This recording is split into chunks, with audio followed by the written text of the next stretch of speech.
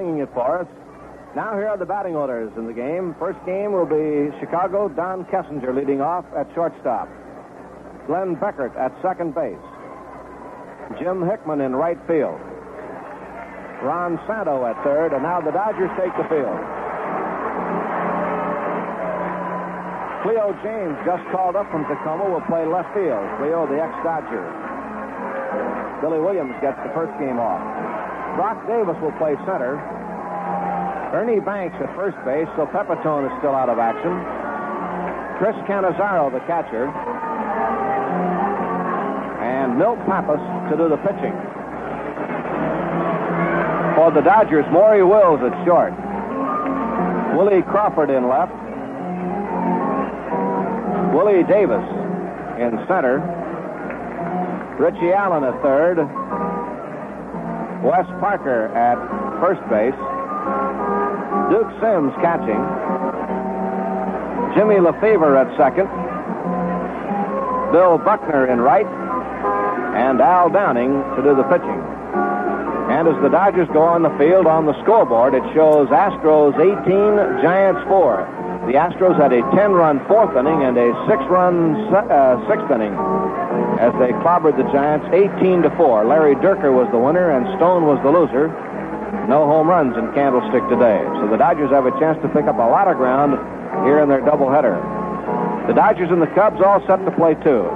The Cubs hold the season edge 5-4. Al Downing works the first game. Doyle Alexander the nightcap against Juan Pizarro, the veteran lefty just recalled from Tacoma. The umpires, Sudol at the plate, Steiner, Engel, and Landis on the bases. And you still have plenty of time to come out and take in a lot of baseball here tonight. Games 2 and 3 of the series, with the fourth game coming up tomorrow night, the finale of the series. But a big doubleheader here tonight at Dodger Stadium. Okay, we're all set. Time to play ball. The Dodgers and the Chicago Cubs. Now for the play-by-play, here's Vin Scully. Vinny? Thank you, Jerry. Hi, everybody, and a very pleasant good evening to you. Welcome to the doubleheader, and we hope you'll be out here to join us before what should be a great evening comes to an end. The Dodgers and Cubs in two. Don Kessinger, Glenn Beckert, and Jim Hickman in that order against Al Downing, who has won 3 straight and 6 of his last 7 starts. Downing has 3 shutouts. The latest one, that 1-0 masterpiece he pitched over Dave Roberts in San Diego. And Al, with 10 victories, there's only one other left-hander in the National League who has won more. Steve Calden has 11. So Downing trying to catch the big, lanky left-hander from St. Louis tonight. Downing ready, and the pitch to Kessinger is lifted down the right field line, slicing on Buckner, but it's high enough, and Billy gets to it for the out, just in fair ground. So 1 pitch and 1 away, and the batter will be Glenn Beckert. As if the Dodgers needed to be spurred on, it's all spelled out for them on the message board. The Astros 18 and the Giants 4. The Astros had a 10-run fourth inning, a 6-run sixth inning. The remarkable thing about that game, there were no home runs. Glenn Beckert, right-hand hitting second baseman and a dandy, takes high, ball 1, 1-0.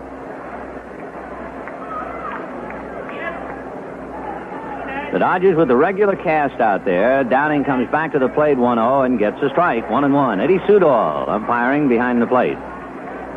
So Wes Parker and Jimmy Lefebvre, Maury Wills and Richie Allen, with Crawford, Davis, and Buckner in the outfield, and a bright, sunshiny part of the day. There's a drive to right field. Buckner backs up and makes the catch right at the chest.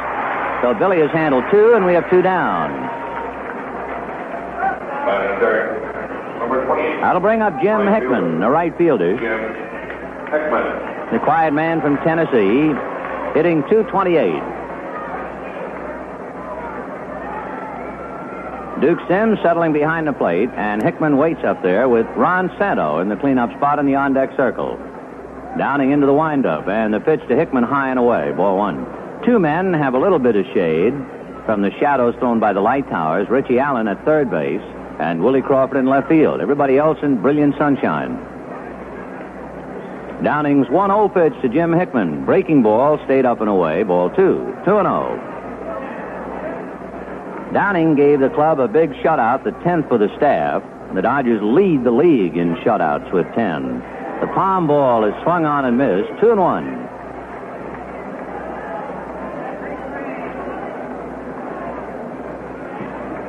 Downing with his 3 shutouts is tied for second place. Steve Blass of Pittsburgh has 4. The 2-1 pitch on the way. Good breaking ball. Swung on and missed, strike 2. Marischal, Wise, Holtzman, and Carlton are tied along with Downing with 3 shutouts apiece. Al, of course, has been quite a story. The 2-2 pitch to Jim Hickman. Fastball. Popped in the air to right field, and Buckner gets them all. Shielding his eyes from the sun, waiting, and makes the catch. So the Cubs are gone on fly balls to Buckner. And at the end of half an inning, Cubs nothing. Dodgers coming up. Schlitz, Milwaukee in the world.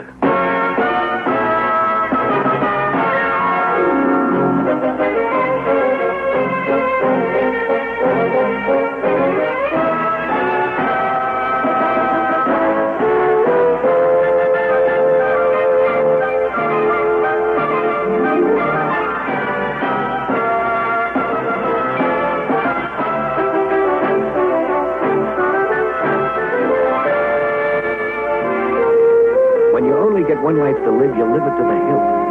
Because second chances are never handed out. So you go for the gusto in life, and you take your pleasures where you find them. Like Schlitz. Why settle for less?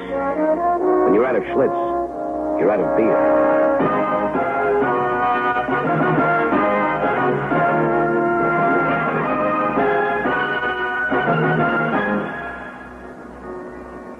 Bottom of the first inning. The Cubs turned away empty-handed. The Dodgers coming up in a moment. And right-hander Milt Pappas loosening up to his battery mate Chris Cannizzaro. The Cubs with the leather. Ernie Banks at first. Glenn Beckert at second. Don Kessinger at short. Ron Santo at third. In the outfield, Cleo James, who has been called up, is in left field. The center fielder, Brock Davis, and the right fielder, Jim Hickman. James, purchased from Tacoma, joined the Cubs tonight. Cleo, 30 years old, at one time with the Dodgers. So he's in left field. And Milt Pappas ready. Maury Wills will start things off for the Dodgers. Wills batting .292.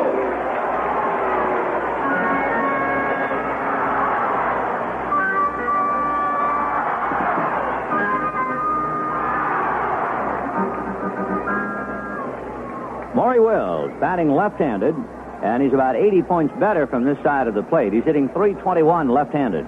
Milt Pappas, somewhat like Ferguson Jenkins last night. He delivers low, ball 1. Jenkins has started 20 games, and he has a decision for every game he started. Jenkins is 12-8.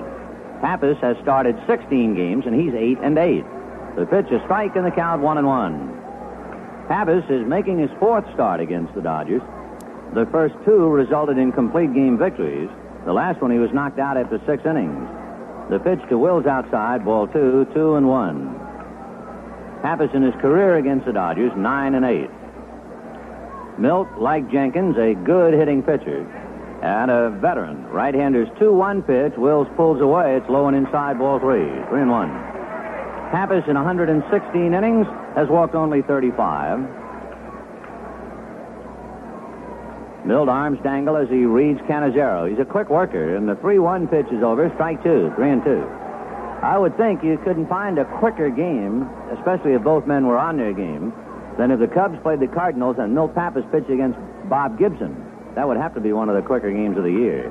Ground ball up the middle. Beckert to his right is up with it. Throws back to Banks in time. 1 away. Wills rolls out to the second baseman. And the batter is Willie Crawford. Batting second, number 27, left field, Willie Crawford. Willie Crawford has hit safely in 7 of his last 9 games. He's hit .333 over that span. Interesting to point up the National League East and National League West this year. And, of course, the West has made a drastic change when the Giants were way out in front by 11 and have now come back. Pitch fouled away by Crawford, 0-1. Last year, the Dodgers were second to the Reds, and it seemed like we were forever pointing out the fact that if the Dodgers had been playing in the Eastern Division, this would have happened and that would have happened, etc. It is the Cubs' turn to point out what's going on in the National League East as opposed to the National League West. The Cubs have been playing good ball. They're a hot ball club, playing over .650 in their last 32 games. The pitch to Crawford is high. However, since the 1st of June and playing over .650, the Cubs have picked up only a game and a half on the Blazing Pirates. The 1-1 pitch, Crawford takes high, ball 2. The Dodgers have won 22 and lost 12 over the same period. They have picked up 7 games on the Giants.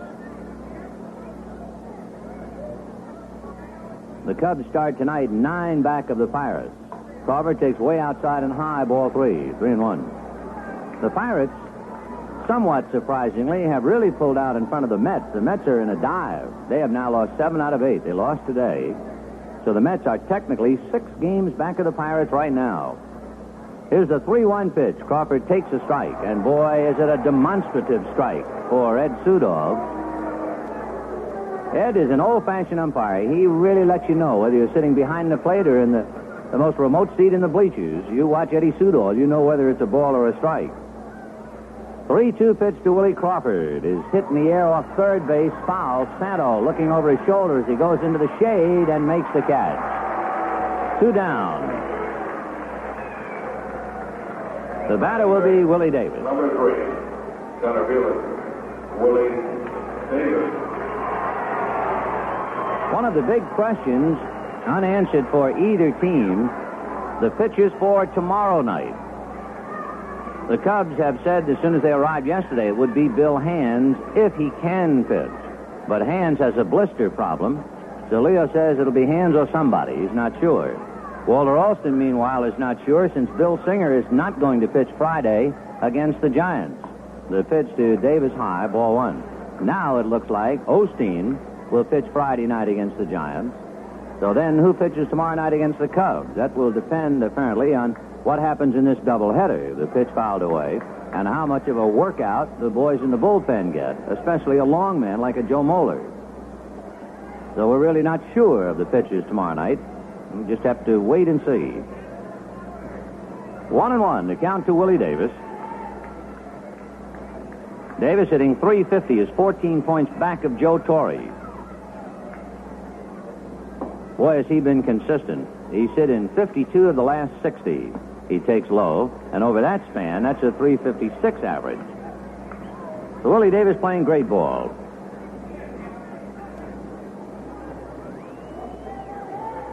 Pappas ready, and here he comes 2-1, and it's popped in the air behind the plate. Cannizzaro coming back to the base of the screen. It's doubtful, and it's on the other side of the screen. Hits the dugout roof and goes back into the crowd.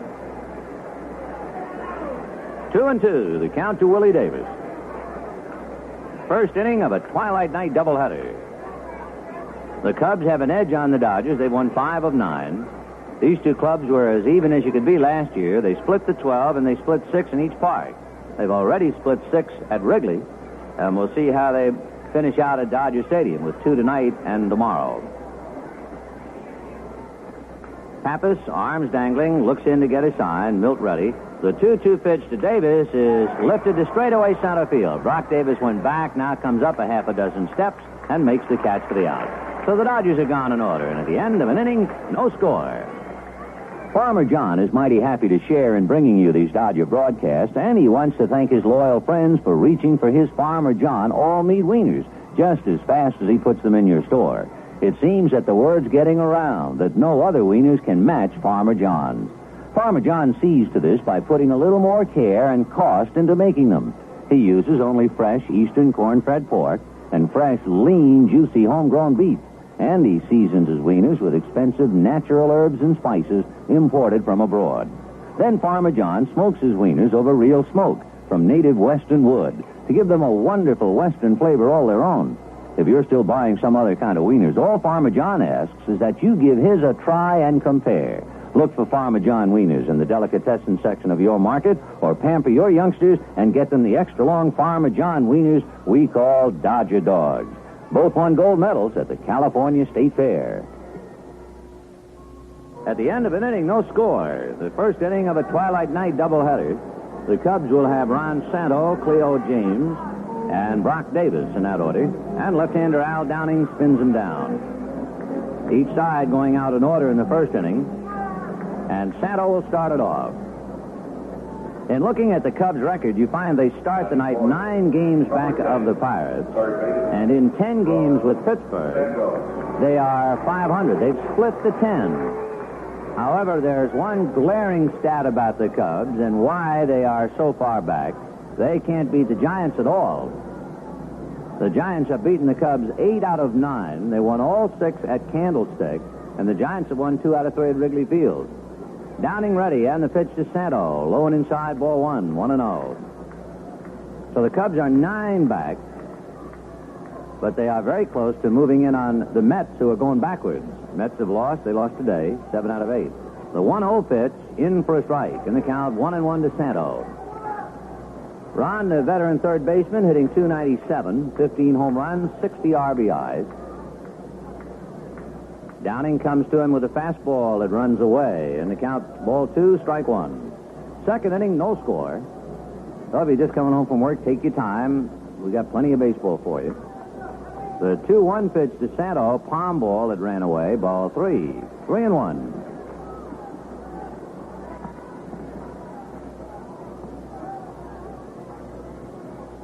Three and 1 to Ron Santo. Downing into the windup, and the 3-1 pitch, fastball is low, ball 4. So Al Downing walks somebody, and Cleo James coming up. Batting fifth, number 24. Downing, you remember, had a 1-0 shutout against the San Diego Padres. He had to outpitch Dave Roberts and just did. He did not walk a batter there. And prior to that start, in 6 innings against the Cubs in Wrigley Field, he did not walk a batter. So Downing finally lets one get away. He walks Santo. And here is Cleo James. Cleo at one time with the Dodgers. He raised in Palm Springs, right-hand batter. He was hitting .362 at Tacoma. He was tearing up the Coast League. He takes low, ball 1. 1-0. James is 30 years old, right-handed all the way, 5'10", 175-pounder. Played a lot of center field for the Cubs last year. In 100 games, he hit .210. Downing's 1-0 pitch to Cleo, taken high. So Al Downing walks Santo, and he's behind now to Cleo James. 2 balls, no strikes.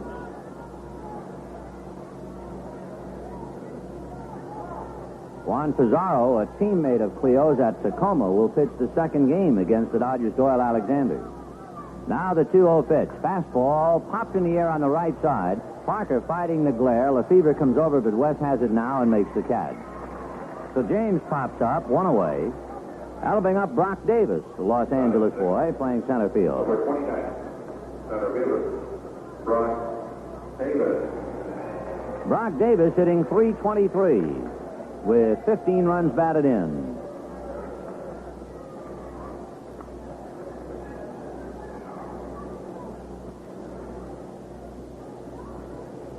Al Downing, left foot on the rubber, looks in to get a sign. Al, 10-4 with the league, decides to go to first base, driving Santo back. The leading pitcher in the National League is Doc Ellis. He was 6-0 in the month of June, and he won last night to give him a 14-3 record. The pitch to Davis is low. He has 12 straight without a defeat, and the amazing percentage of .824. Larry Durker, who won today, is now 12-4. Don Gullett with the Reds is 9-2. The pitch is one hopper, banged right by Wills. He should have had it, but he was handcuffed, and it goes through in the left center. Last night, Wills was unable to handle the ball, and it just about meant the ball game. That was the line drive that skidded about just at the left of his hip. And you figure he would at least knock it down, but it went right on through, and since he didn't touch it, the scorer figures he was completely fooled by it. And it's a base hit for Brock Davis. So Santo at second, Davis at first, and Ernie Banks the batter.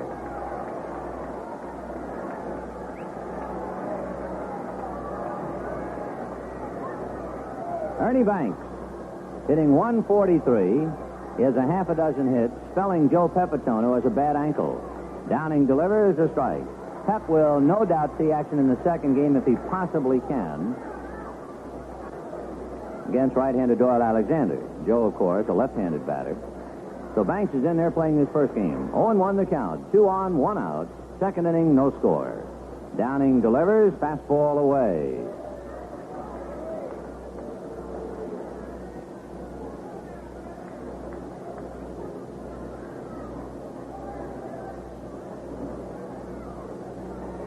meanwhile, bends at the waist, reading Sims.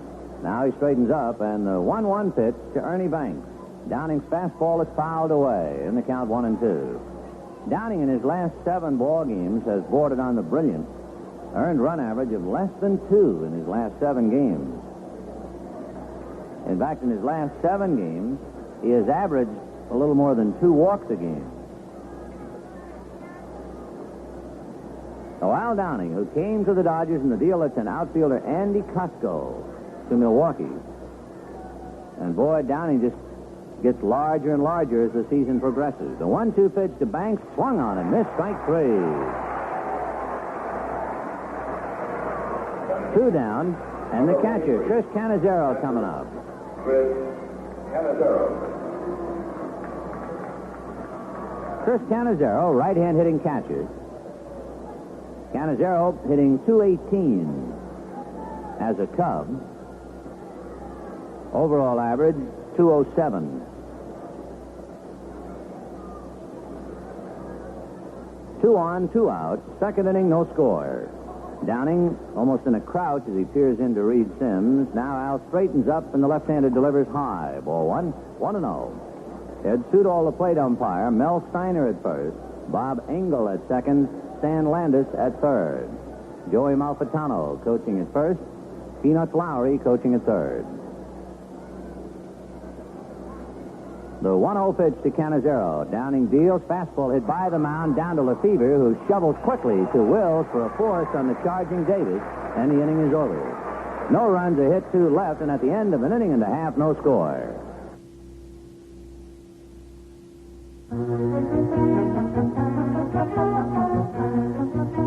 The good life.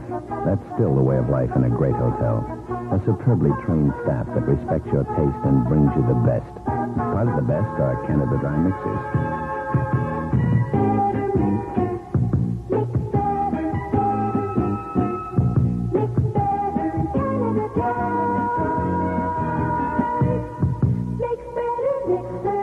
The better taste of Canada Dry club soda, tonic water, bitter lemon, and ginger ale. Better mixers mix better. At Canada Dry, we make better mixers.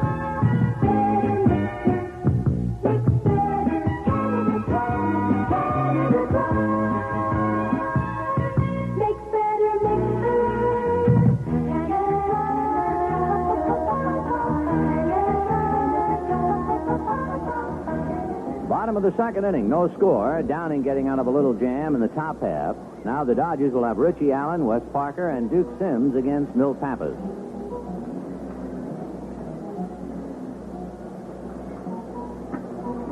Richie Allen has his average up to .268. That would be just about the highest since he has been hitting at the start of the year. You remember he got off to a very poor start.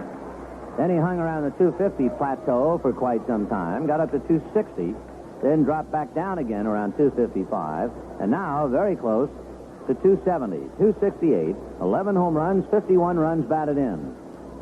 Of course, Richie is a fellow with a lifetime batting average of .297, and Walter Olson has just said that he'll be patient because he knows he can do it. Well, he's starting to build it. He takes low, ball 1, 1-0. Richie averages close to 25 home runs a year, although that should change a little bit now that he's playing at Dodger Stadium instead of Connie Mack. 1-0 the count. Pappas comes back to the plate and bounced it. Short hop by Cannizzaro, ball 2. Richie Allen has hit safely in 17 of the past 21 games, so he's been on a tear. He's hit .314 over that span. The 2-0 pitch, low, ball 3. And in the last 21 games, Allen has driven in 16 runs. Richie, meanwhile, has done very well at third base. Here's the 3-0 pitch on the way. A fastball for strike 3-1. You won't get Rich waiting for walks from Milt Pappas, that's for sure. Milt ready, and the 3-1 pitch is a fastball inside, and that'll do it for Allen. Richie is more disgusted looking, I think, than any other hitter in the National League. When he gets a walk, it's as almost an affront to his hitting. He hates to walk. He slowly goes down to first base, and the batter will be Wes Parker.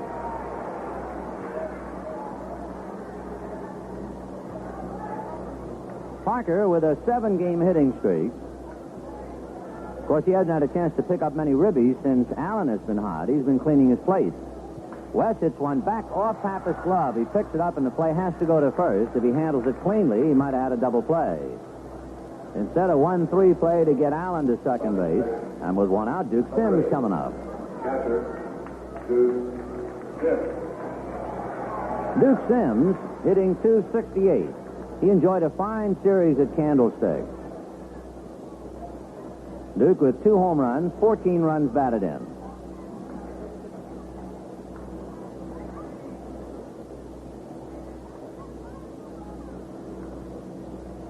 Pappas bends to the waist, thinking over his pitches.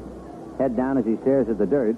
Remind you a little bit of the way Larry Jackson pitched for many years for the Cardinals, Phils, and Cubs. Jackson would stand on the mound and look like he was going to be ill. A change to Sims is high, ball 1. Larry's chin would be on his chest. It looked like he just couldn't possibly make another pitch, but he was deep in concentration. Pappas doing the same thing. 1 ball and no strikes to Duke Sims, trying to pick up Richie Allen. 1 out, second inning, no score. Milt ready, and here he comes, and it's fouled away. 1-1. Billy Williams, the fine left fielder for the Cubs, who has a 9-game hitting streak, is resting the first game. Remember when Williams never missed a game? Well, he has missed none so far. 81 games, he has played in 80 of them. But he's going to rest his first one against Downing, and he'll be back in there against Doyle Alexander. Pappas reading signs, Allen off the bag. Milt ready and delivers, and Sims takes high and away. Ball 2. 2-1.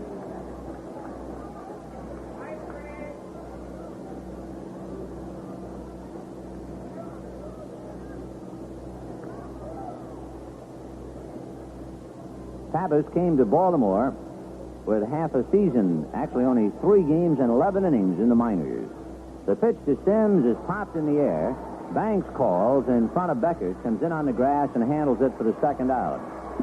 Let's pause for station identification. This is the Los Angeles Dodgers Radio Network.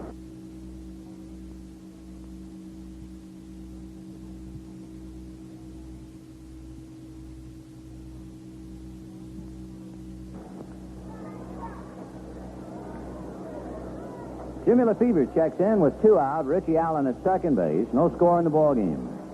Lefebvre hitting .275. Not too much to choose from either side of the plate. Hitting .279 left-handed.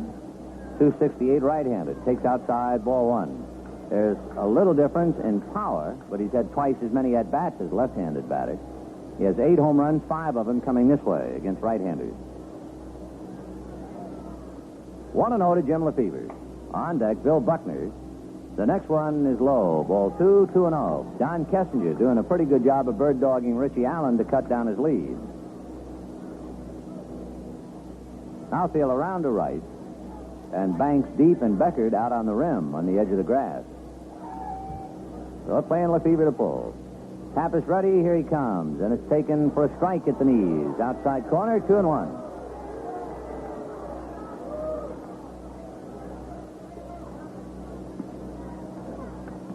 Dodgers and Cubs in their 10th meeting of the year, 10 of the 12 scheduled, and the first of 2 tonight. Now the 2-1 pitch. Lefebvre swings and doesn't get it. Quick slider on the hands, and the count 2-2. Eddie Sudol wants to examine the ball, so timeout for the moment. Ed checking it very carefully and flips it to Pappas. 2-2, the count to Jim Lefebvre. Richie Allen, who walked at second base with 2 out. Giants lost today, in case you missed it. Lost hardly tells the story. The Astros beat them 18-4.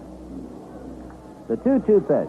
Lefebvre pokes it foul off third, trying to go with the pitch and hit it upstairs. So it's still 2-2. The Giants were hit by lightning. The Dodgers had a 10-run inning against them, and Houston had a 10-run 4th inning today.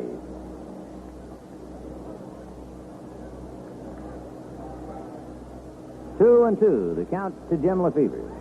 Now the pitch to Jimmy. Strike 3. Little slider, got the inside corner, and down he goes. No runs, no hits, a man left at second base. And at the end of 2, no score. Here's how to get a brand new tire for 76 cents, and not just any tire, one that comes with a 30,000-mile tread-wear guarantee. First of all, drive into your participating Union 76 service station. Then buy 3 Union 76 4-star tires. Your Union 76 dealer will sell you the 4th tire for just 76 cents, plus federal excise tax of $2.37 to $3.27. Now, maybe you don't think of a service station as the right place to buy tires. Well, Union 76 is out to change your mind about that. The 4-star is a real rugged tire. That's why Union 76 can give the 4-star one of the best tire guarantees you can get. They guarantee the treadwear for 30,000 miles on your family car.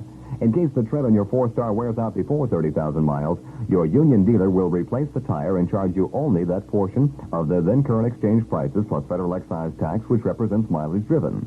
So see your Union 76 dealer now for a great deal on a set of 4-star tires. You'll find out why he's the most underestimated tire dealer in America. And you'll find that the spirit of 76 lives at Union Oil. 2 innings, no score. In fact, we've only had 1 hit in the ball game. That was a single by Brock Davis.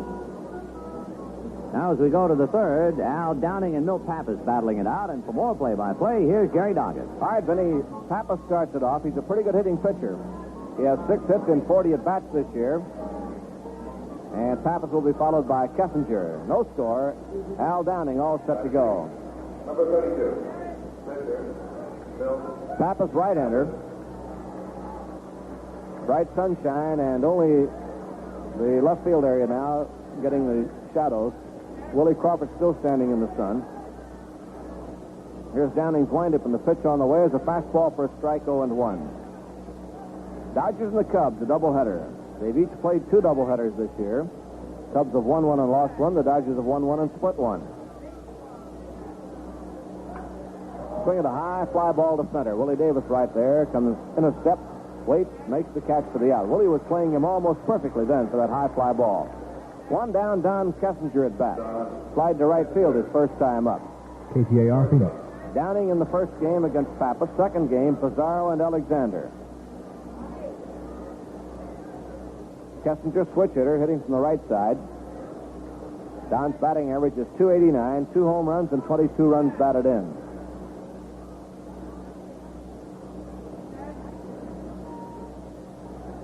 Umpire Studall rubs up the ball, gives it back to Downing. Kessinger hitting better from the right side than the left side. He's hitting .313 as a right-hand hitter. Lowry coaching at third, and Joe Amalfitano in the first base line. 1 man out. Now the windup, and here's the pitch. Foul back to the screen. Strike 1. Still plenty of time to come out and see a lot of baseball here this evening. First game of the doubleheader, and we're only in the 3rd inning now. So we've got all of this one and the second game to go. Dodgers began this game 3 games back as the Giants lost this afternoon. And Houston coming on fast now right behind. Here's the windup and the pitch. Up high for a ball. 1-1. 1 ball, 1 strike.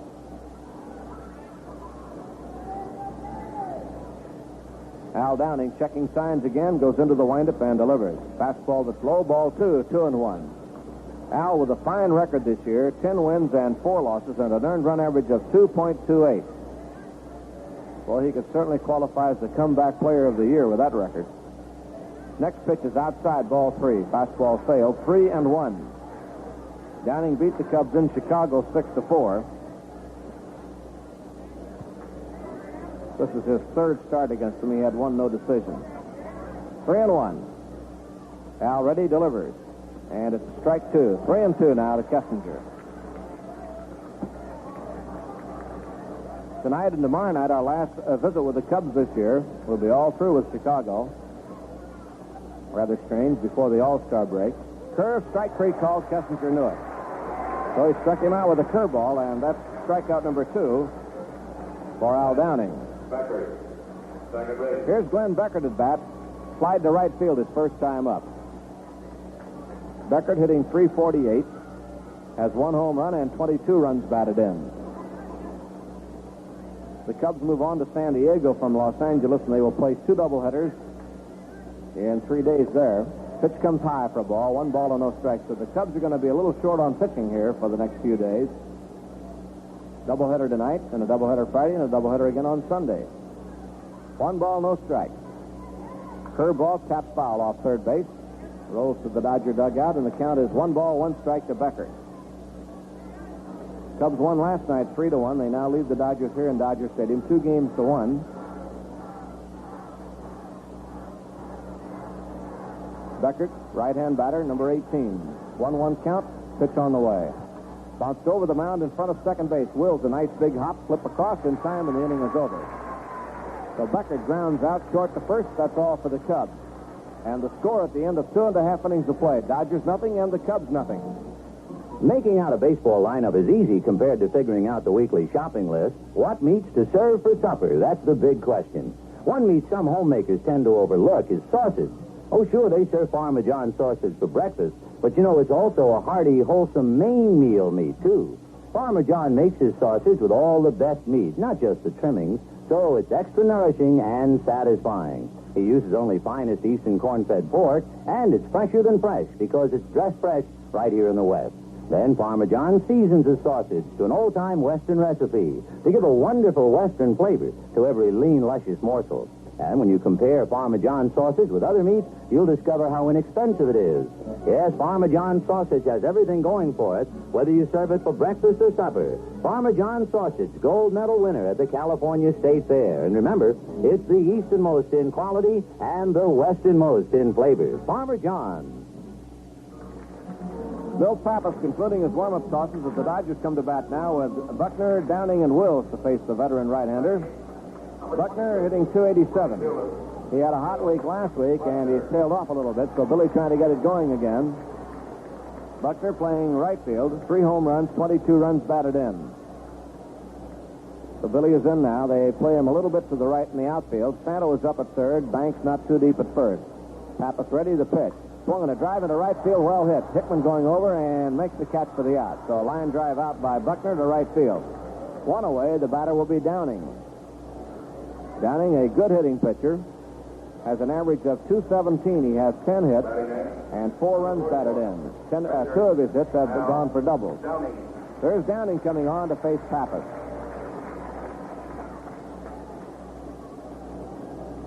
First game of the doubleheader here at Dodger Stadium. Downing waiting now as the pitch comes in for a strike. Milt Pappas works in a hurry. Big right-hander checking signs with catcher Chris Cannizzaro. 0-1 the count. Now the pitch on the way. Off speed, low for a ball, and the count 1-1. Santo at third, Kessinger at short, Beckert at second, Banks at first. James in left, Davis in center, and Hickman is in right for Chicago. Cannizzaro catching, and Pappas is the pitcher. 1-1 count, Downing waiting again. Swinging a foul. That bounced up and hit Al, and I think it hit him on the side of the face. Hit him on the right ear, around the neck perhaps. So Al walks out of there. And Eddie Sudol, the plate umpire, comes over to see about him, and Al got hit with his foul ball that hit the ground and bounced back up and hit him in the ear. I think he's all right. Danny Ozar comes down, and also trainer Bill Bueller coming out to check with him. Well, that one hit him right around the ear on the right side. He wears an ear flap on the left side. Now, ironically enough, the ball came up and hit him on the right side. He's okay, going to stay in. Stung a little bit. Al backed out before getting ready to go. 1 ball, 2 strikes to the Dodger pitcher, Al Downing. Now the pitch. Bounce toward shortstop. Santo comes in, short hops, and throws in time. Santo cutting in front of Kessinger to make the play. 2 down, the batter will be Maury Wills, and Maury will wait a moment for Al to get back and have a seat. Wills grounded out his first time up. The Dodgers do not have a hit against Pappas. They have 1 batter on a walk, Allen. The Cubs have 1 hit, a ground single by Davis, just under Wills' glove.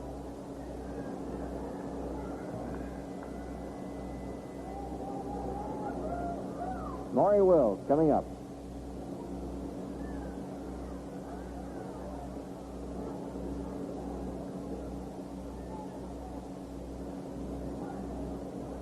Pappas ready, and the windup and the pitch on the way to Maury. Fastball for a strike, 0-1. Santo plays in on the grass. Banks even with the bag at first. The outfield shifts to the left against Maury. They gap him in right center. Here's the pitch. Low with a breaking ball. 1 ball, 1 strike. First game of the twilight doubleheader. Our second doubleheader at home this year. There's a curve low for a ball, and the count is 2-1. 2 balls and 1 strike.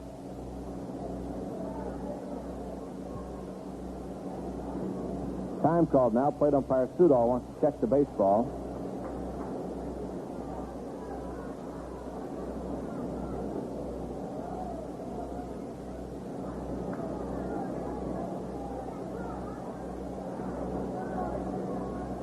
Now the pitch on the way to Maury. Breaking ball inside, ball 3, and it's 3-1. Wills waiting 2 outs, 3-1 count. Crawford on deck. Pappas ready, delivers. Way outside, he walked him, and so Wills is on, and Crawford will be coming up. Willie Crawford, left field.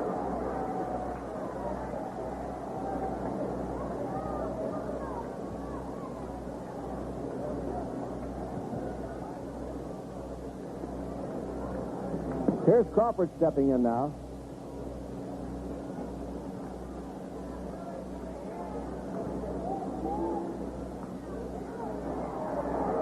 Pitch comes in for a strike to Willie Crawford. Wills on at first. Crawford fouled out his first time up. Next pitch is outside for ball, 1-1. This is the second doubleheader for the Dodgers at home. They will have one more scheduled at home, a Sunday doubleheader in September against Atlanta, September the 19th.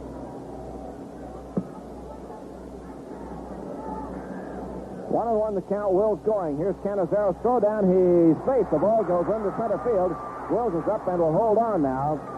He was pinned there by Kessinger. Could not get out from under the pile. And so he could not advance to third as Brock Davis came in quickly. It'll be a stolen base for Wills. So Maury steals it. That's his 8th of the year. He has been caught 6 times. All right, Crawford waiting now with a 2-1 count, trying to get the run in. Dodgers still looking for their first base hit. Wills at second, the pitch. Looped into left center field. Davis coming fast for it. A running, diving catch. He took a base hit away from Willie. Racing in and skidding to his knee to handle the ball for the out to retire the side. So a fine play by center fielder Brock Davis. No runs, no hits, 1 left, and the score at the end of 3 innings of play. Cubs nothing, Dodgers nothing. Compared to figuring out the weekly shopping list, what meats to serve for supper? That's the big question. One meat some homemakers tend to overlook is sausage. Oh, sure, they serve Parmesan sausage for breakfast, but you know, it's also a hearty, wholesome main meal meat, too. Parmesan makes his sausage with all the best meat, not just the trimmings, so it's extra nourishing and satisfying. He uses only finest Eastern corn-fed pork, and it's fresher than fresh because it's dressed fresh right here in the West. Then Parmesan seasons his sausage to an old-time Western recipe to give a wonderful Western flavor to every lean, luscious morsel. And when you compare Parmesan sausage with other meats, you'll discover how inexpensive it is. Yes, Parmesan sausage has everything going for it, whether you serve it for breakfast or supper. Parmesan sausage, gold medal winner at the California State Fair. And remember, it's the easternmost in quality and the westernmost in flavor. Parmesan. No score as we go along into the 4th inning. More play. Let's go back to Vinny. All right, Jerry. For the Cubs, it'll be Jim Hickman, the number 3 hitter in the lineup, followed by Ron Santo, and then Cleo James. Al Downing, shaken up by his own foul ball there in the 3rd inning, about ready to go to work in the 4th. Shadows now starting to reach out and take over parts of the field as Downing delivers big, slow curve for a strike, 0-1. Hickman flied to right field in the 1st inning when Buckner handled 3 out there. Downing comes back with a strike 1 pitch, and a palm ball is fouled away, and the count 0-2. Willie Crawford is safely ensconced in the shadow and left now. Davis and Buckner still fighting it. Richie Allen is in a wedge of shade covering 3rd. 0-2 the count of Jim Hickman. Downing into the windup, and the left-hander delivers high and inside, and Hickman drops to his right knee, not taking any chances. 1-2 the count. Dodgers try to win their 49th game. Downing delivers. Palm ball is a one-hopper banged into left field. A base hit for Jimmy. So Hickman makes a turn and holding, and the throw comes into Wills. That's hit number 2 for the Cubs. The Dodgers do not have a hit. And the batter is Ron Santo.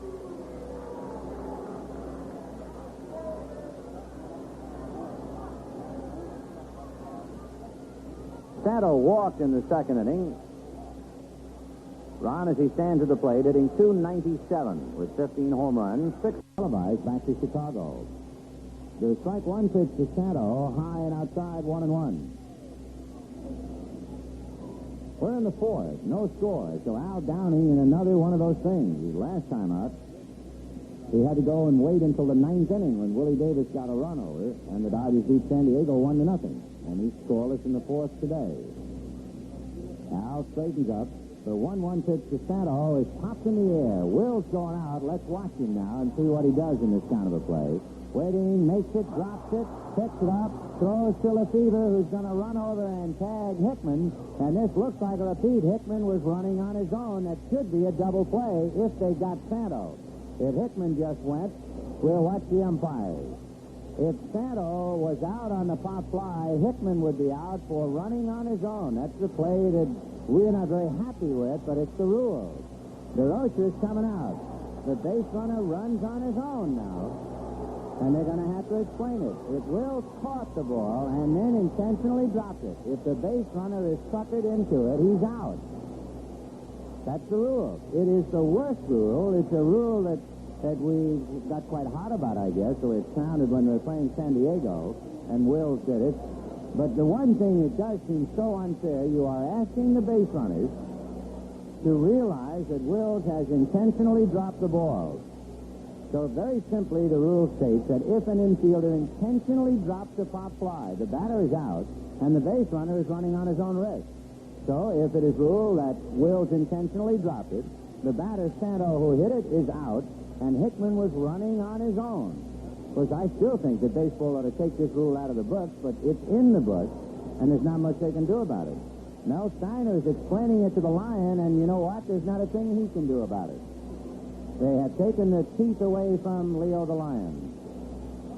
Now, if the umpires just rule that Wills did not catch the ball, then it would just be a force play on Hickman. So Santo is standing there. But if the umpires have ruled that Wills caught the ball, then it's a double play. There's no thing they can do about it, because when Hickman started to run, he was running on his own. And I agree with you, it's a miserable rule, but it's there. And, of course, you give Wills a lot of credit for understanding it, and the umpires are handcuffed. There's no way the umpires can inform the runner. That's what I think is so unfair about it. The runner is watching. He can't tell that Wills has intentionally dropped it. But the Cubs are done. And all they have to do is talk to Preston Gomez and the rest of the San Diego Padres, and that would be the second scalp dangling from Wills' belt. It'll be a double play, and it's just a matter of Leo finally swallowing it. And boy, to say, well, what did Khrushchev say about a bone in the throat? Well, this rule is, believe me, a bone in the throat of baseball. It should be thrown out. But it's in the book. So the double play, there isn't a thing they can do about it. We went round and round about it with Al Barlick's quartet here and the San Diego Padres. And now with Rocha. So here goes Santo. It's a double play, and the Cubs go back to the dugout. I just hope that various people who can do it, they're not going to listen to some radio announcer beat his gums and say, hey, we ought to change the rules. But boy, it's about time the fellas who make the game fixed. The official sat down and said, hey, this rule has an odor about it. It's not fair. It's not fair to ask the umpires to read intent when a pitcher throws close to a batter. Then why should a base runner have to read intent on a pop fly to an infielder? It's the second time the Dodgers have gotten away with it in a little more than a week. And the Lion has gotten his tail tied in a knot, and he goes back to the dugout. It's a double play. The double play, 6-4. Wills is the guy. He's the wizard. He's one of the few players in the league. In fact, in watching everybody, he was the only player in the league who realized the runner runs on his own. And that's the second runner he's gotten. So 2 down. And the batter now is Cleo James. He pokes one to right field. That's a base hit. Buckner comes over and gets it. Cleo a turn and holding.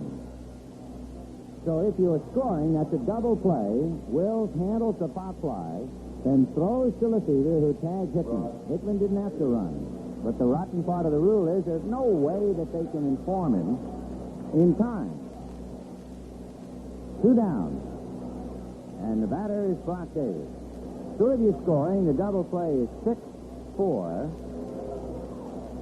Then James follows with a single to right. And here's Brock Davis, who singled just under Will's glove in the second inning. Downing ready and delivers. Fastball hit off the plate. A big chopper to Lefebvre. He has to hurry to get a guy like Brock, and he does. And the inning is over. Thanks to the heady play by Will, thanks to a loophole in the rules, and the Cubs are turned away. No runs, 2 hits, 1 left. At the end of 3.5 innings, no score.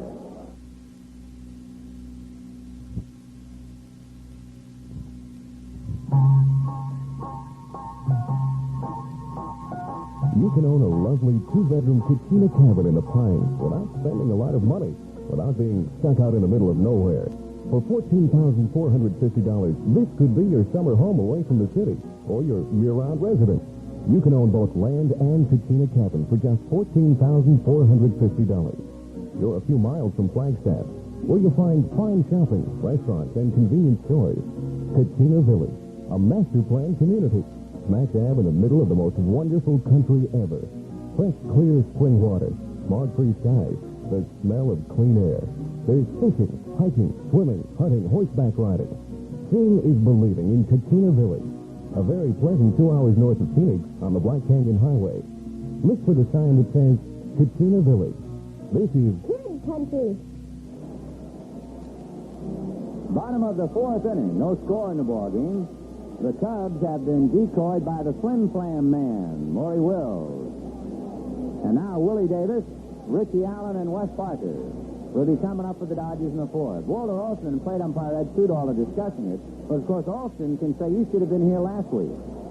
The Dodgers rehearsed that play against San Diego. And on that high pop fly, as Wills backed out, it was the first thought we had. Watch what he'll do with this. And sure enough, he baited Hickman. The batter, Willie Davis. No score, bottom of the 4th inning. Peanuts Lowry in the Cub dugout explaining to apparently some of the young infielders exactly what happened. Pappas delivers. Willie runs up to bunt, but takes a strike instead, and the count 0-1. No runs, 3 hits for Chicago. No runs, no hits for the Dodgers. Pappas ready. Milt strike 1 pitch. Is popped in the air around the plate. Cannizzaro in foul ground. Throws his mask away. Under it, makes the catch. 1 away. And the batter is Richie Allen, who walked in the second inning.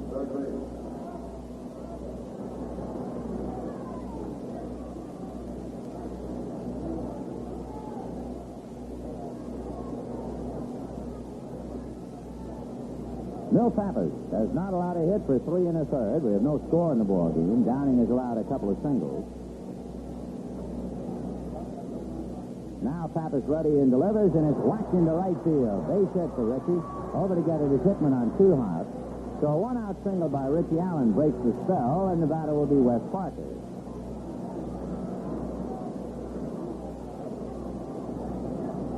Wes Parker.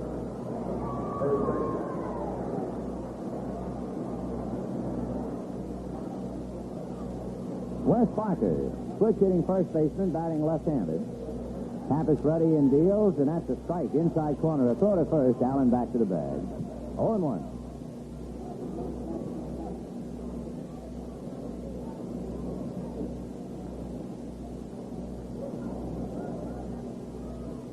Pappas again straightens out. The strike 1 pitch, off speed and away. And the count 1 ball and 1 strike.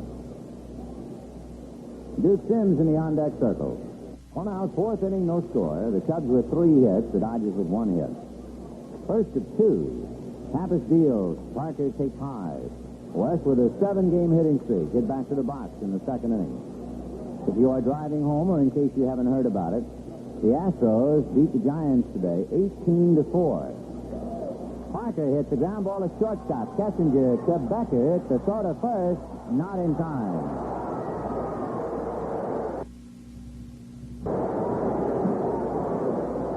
Kessinger had to wait for Beckert. Glenn was playing Parker to pull. He was deep in the hole on the right side. And, of course, while Kessinger waited for Beckert to run to second base, Parker was running to first, so they lost the chance of the double play. Simple force, and here's Duke Sims. Sims popped up in the second inning. He's 0 for 1.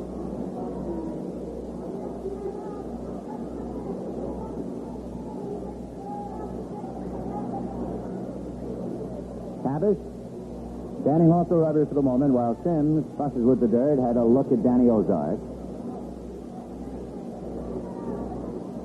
Parker does not do too much base stealing. He's 3 out of 5. The pitch low and away, ball 1, 1-0.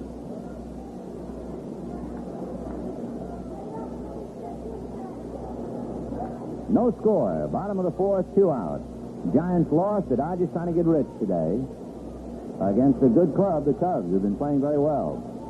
Parker goes. Sims takes the strike. The throw down. He's stolen it. He was way around the tag by Kessinger. For Parker, that is his 4th stolen base. Wes stole 8 last year.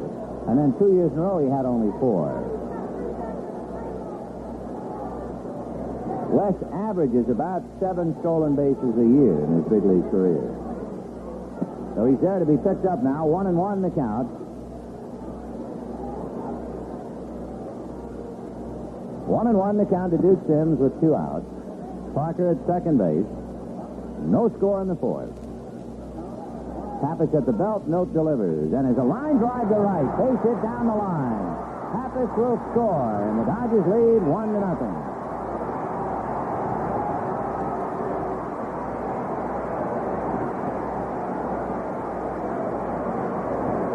Before Lefebvre, let's pause for station identification. This is the Los Angeles Dodgers Radio Network.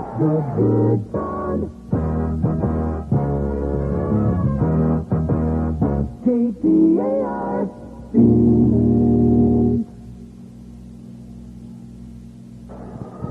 1-0 in favor of the Dodgers. Allen singled with 1 out. Parker forced him and stole second, and Duke Sims singled to right to pick him out. For the Duke, his 15th run batted in. Now Lefebvre at the plate, and Pappas deals, and it's swung on and missed. Jimmy struck out in the second inning. 1-0 Dodgers in the fourth. Pappas head down, thinking over his pitches. Sims a short lead held on by Banks. Lefebvre chased a bad pitch and didn't get it. The back of Cannizzaro's mitt hit the dirt in the right-hand hitter's box. So Jimmy backed out for a moment.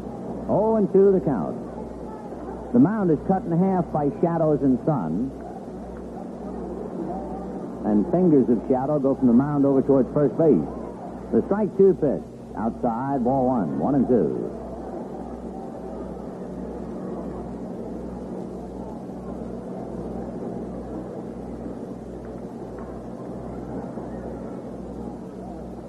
Here's the 1-2 pitch on the way. Lefebvre swings and misses, so Pappas ties a noose around him again. That's the second time he struck Jimmy out. But the Dodgers get a run on 2 hits, and at the end of 4, Dodgers 1, Cubs nothing. We all know what low-lead gasoline will do for the air. It's a practical, easy way for all of us to do something about pollution. All right, Marge. Your bags are in the trunk. You have the maps the Union 76 dealer gave you? Really, George? I'm only going to be gone 3 days. I know, Marge, but it pays to be careful. Do you have the Union 76 credit card? Yes, George. Now, let's see. You'll call me as soon as you get there. Yes, George. Now, watch the fuel gauge and the oil. And the Union dealer filled the windshield washer and checked the tires. Everything's fine. I know it is, George. Now relax. It's only a 75-mile drive. I know, Marge, but you can't be too careful. People just don't have the same old spirit nowadays. And remember, Marge, if anything at all seems to be going wrong, stop at a Union 76 station. They'll help. That's right. Whenever you need driving help, be it repair work or only directions, stop at a Union 76 service station. That's why we're there, to help you. And we don't act like we're doing you a favor either, because we feel you're doing us a favor just by stopping in. George, what do you plan to do those 3 days I'm gone? Eat out a lot. I love your spirit. The spirit of 76 lives at Union Oil. Through 4 innings, the Dodgers leading the Cubs 1-0. 1 run, 2 hits for the Dodgers. No runs, 3 hits, and no errors for the Cubs. Al Downing and Milt Pappas. The second game will feature the veteran and the rookie. Juan Pizarro will be pitching for the Cubs, and for the Dodgers, 20-year-old Doyle Alexander. Ernie Banks, Chris Cannizzaro, and Milt Pappas in that order as we move into the fifth inning.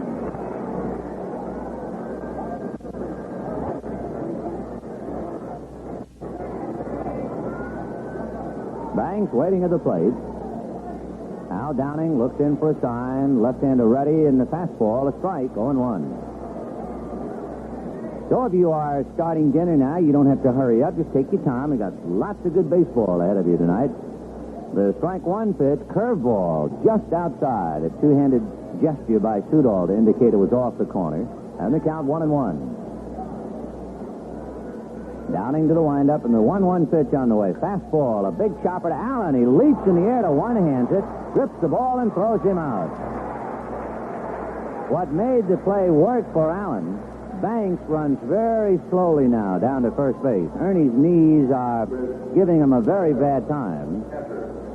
And with Allen leaping in the air, coming down, having to really set the grip and then throw, and he still threw him out by plenty. So it was a long run. It was much more than 90 feet for Banks, all uphill. One away, and Chris Cannizzaro the batter. Eddie Sudol has become the inspector general back of the plate. He's been checking that baseball carefully, particularly the ball when delivered by Pappas, and now he had a look at that one. One out, and here's Chris Cannizzaro. Cannizzaro hit into a force play in the second inning. Right-hand hitting catcher on deck, Milt Pappas. Downing ready, Al delivers, fastball for a strike. Dodgers leading 1-0. Duke Sims singled home Parker, who had forced Allen and stolen second. The strike one pitch on the way. Fastball just outside. 1-1.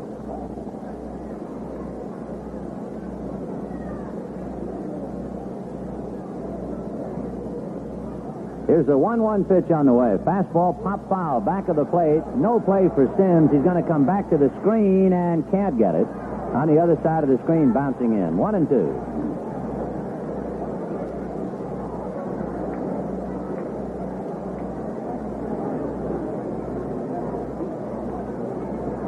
Chris Cannizzaro hitting with one out in the fifth inning.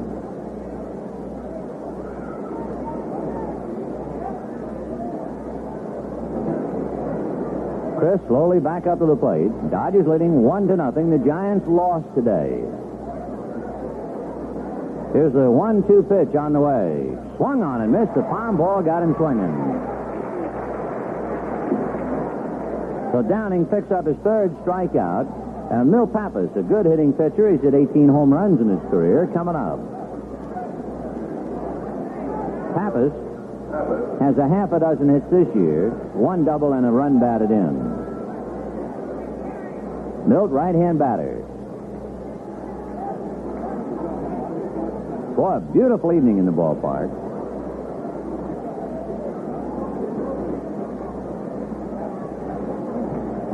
Pappas hits one foul outside of third. 0-1.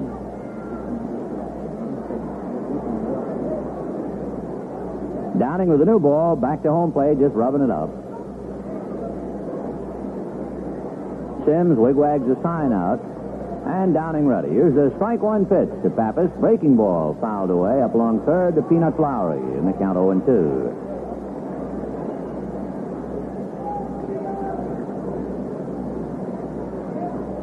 First of two. Doyle Alexander and Juan Pizarro in the nightcap. Downing into the windup, and the strike two pitch. Fastball blew him down. So they're gone in order. And at the end of 4.5 innings, Dodgers 1, Cubs nothing. Schlitz, Milwaukee in the world.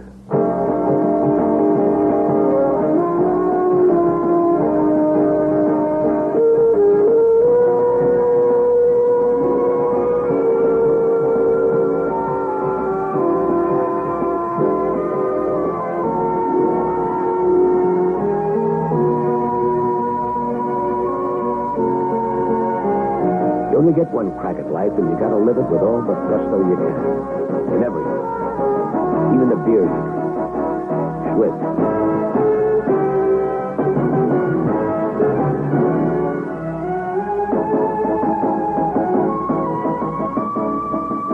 settle for less. When you're out of Schlitz, you're out of beer.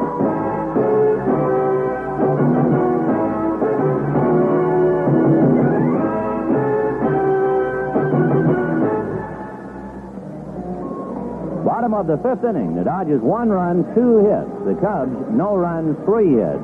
The Dodgers put their 2 hits together for the run in the 4th inning. After being held hitless for 3 1/3 innings, Richie Allen lined a single to right.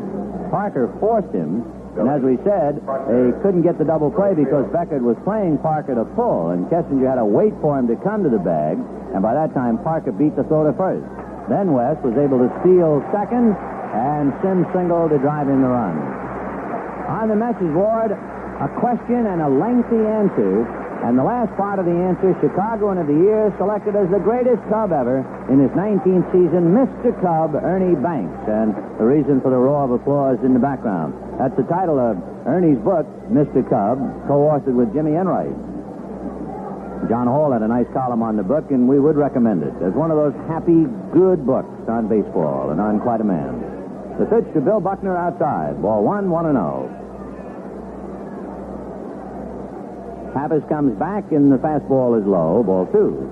Buckner flied to right field in the 3rd inning. He's 0 for 1.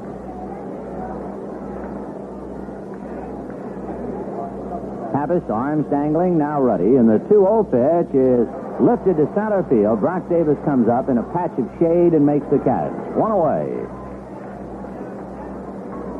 We're waiting for Al Downing. Downing grounded to third in the 3rd inning after his own foul ball jumped up and bit him on the right side of the head.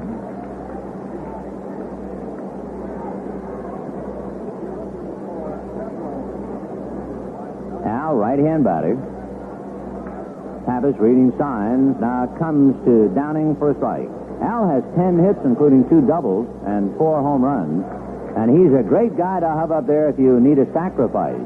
He has bunted successfully for sacrifices 6 times. The pitch to Al low, 1-1. Bill Hands of the Cubs is another fellow who's a good mutter to move a runner along. Downing whacks it to right center field, and there's nobody there. Davis and Hickman converging. It's Hickman making a nice running catch. Al Downing goes out to Jim Hickman in right center. That made it a particularly good catch for Hickman. He had to get a jump squinting into the sun. Davis could not have gotten there. So 2 out, and here is Maury Wills. Grounded out and walked, 0 for 1. He has already had his fine hand in this ball game when he put on a repeat performance. The play that had upset the Padres last week nailed the Cubs in the 4th inning. Pappas ready and deals, and Maury lifts one to shallow left center field. Davis and James and Cleo James makes the catch. The Dodgers are gone in a hurry, and at the end of 5, Dodgers 1, Cubs nothing. Sometimes Farmer John tosses out a remark that makes me do a double take. Now, just the other day, he said a Farmer John ham is like a baseball game. What he meant, he said, is that both give you a lot of action for your money. Consider, he added, how much lean, red, high-protein meat you get from a Farmer John ham butt or shank for the low cost per pound. Plus, Farmer John ham provides a bonus in flavor. Farmer John smokes his ham 2 to 3 times as long as some people over native Western wood to give it a marvelous Western flavor all its own. The first time you bake Farmer John ham, you can tell the difference. And when you make leftover ham dishes, the wonderful Western flavor comes through loud and clear. Most meats do for just one meal. A Farmer John ham makes 3 or 4 low-cost family feasts.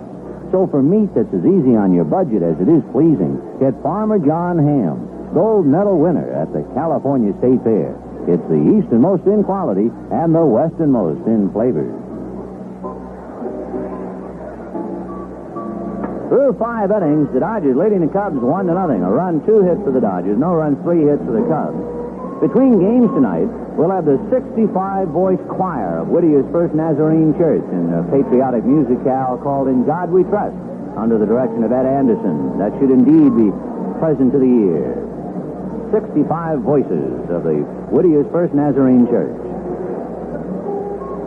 Oh, we've had quite a 5. Pappas and Downing battling this thing out, and Al is shading Milt so far, 1-0.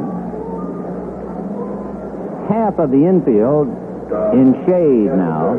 All of left field in shade. but still a very bright sky. Don Kessinger, Glenn Beckert, and Jim Hickman in that order. In the sixth, 1-0 Dodgers. Kessinger flied to right and struck out. Kessinger does not make a habit of striking out. In 320 at-bats, he's only struck out 25 times. Fastball over low, ball one. Sudol brought up the right hand, but only to indicate and with a downward gesture that the pitch was low. Allen even, in fact, a step up inside the bag at third. The next one high, ball two. This first game is so important to both clubs, of course, because of the fact there is a slight pitching shortage for tomorrow night.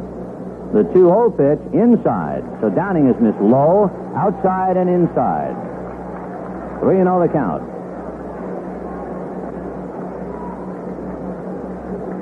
Al into his windup, and the 3-0 pitch to Beckert.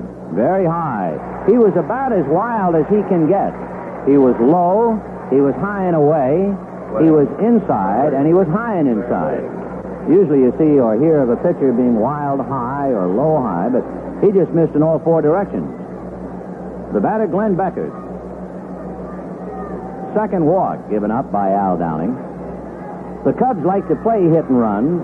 Any club that Leo DeRocher ever had anything to do with like to play hit and run, and this is an ideal combination.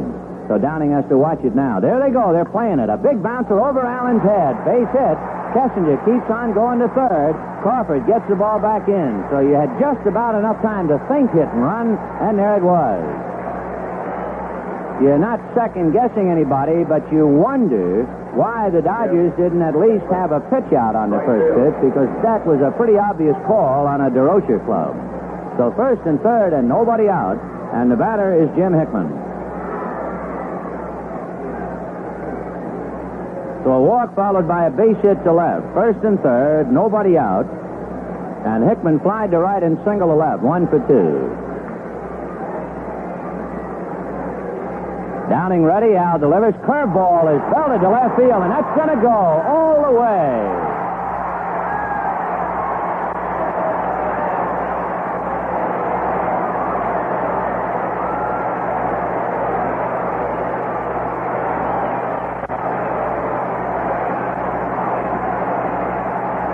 Jim Hickman has just bombed a 3-run home run to left field.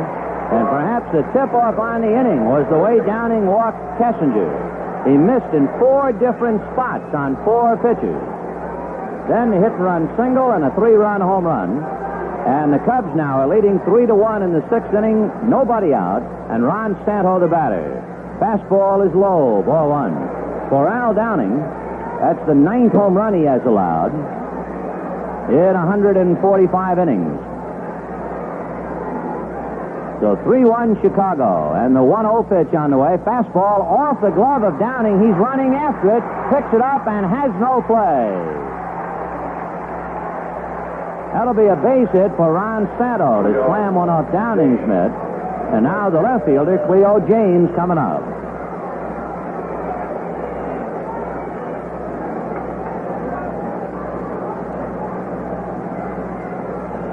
Cleo James popped up and single to right. He's 1 for 2. No one throwing yet in the Dodger bullpen. Downing was moving along nicely through 5 innings, but here in the 6th, a walk, a hit-and-run single, a long home run into the Dodger bullpen by Jim Hickman. By the way, that home run by Hickman was his 14th, and he has 37 runs batted in. Downing delivers, low and inside, ball 1. And I think it is not so much a loss of stuff that it is a lack of control that is plaguing Downing. Pete Mickelson gets up in the Dodger bullpen. 1-0, the count to Cleo James. Downing set at the belt. Al's 1-0 pitch way outside. So when a man starts missing in all directions, he's hurting. It's not just one flaw in his delivery. But Downing is missing inside, outside, up, and down. 2-0, the count to Cleo James. Santo at first, held on by Parker. 3-1 Cubs in the 6th. Al, reading Sims, straightens up. The 2-0 pitch, breaking ball for a strike. 2-1. After James comes Brock Davis. First game of a twilight night doubleheader. And the Dodgers, who came home walking on air, were brought down to earth hard last night by Ferguson Jenkins, and are now tasting a little salt here in the first of two tonight. Downing straightens up, looks at Santo. The 2-1 pitch, high, ball three. So he's hurting. His control is way off, and he's struggling. Davis has a look at Peanuts Lowry, 3-1 the count. James 1 for 2. The left hand hitting Brock Davis, the center fielder on deck. Fastball is low and inside. He has not hit any wild spot twice. He has been all around the plate. So Downing is struggling, and with nobody out, Brock Davis the batter. It really happened all of a sudden. In the fifth inning, he threw strike after strike to get Banks, Cannizzaro, and Pappas. He struck out Cannizzaro and Pappas, and now he just can't put the ball where he wants it.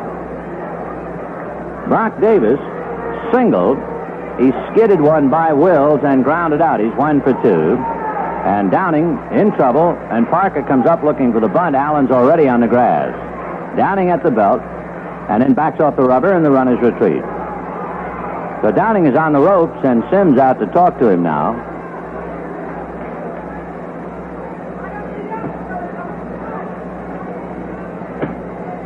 Al walked Santo in the first inning, but then appeared to settle down.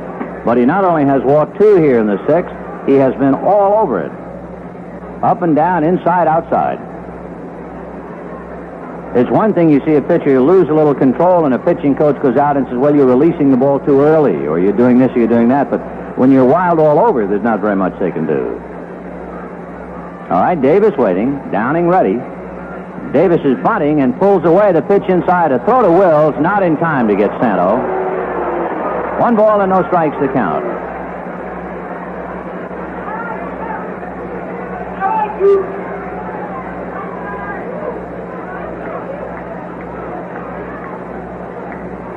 DeRocher comes up the steps showing some concern. Santo getting back to the bag.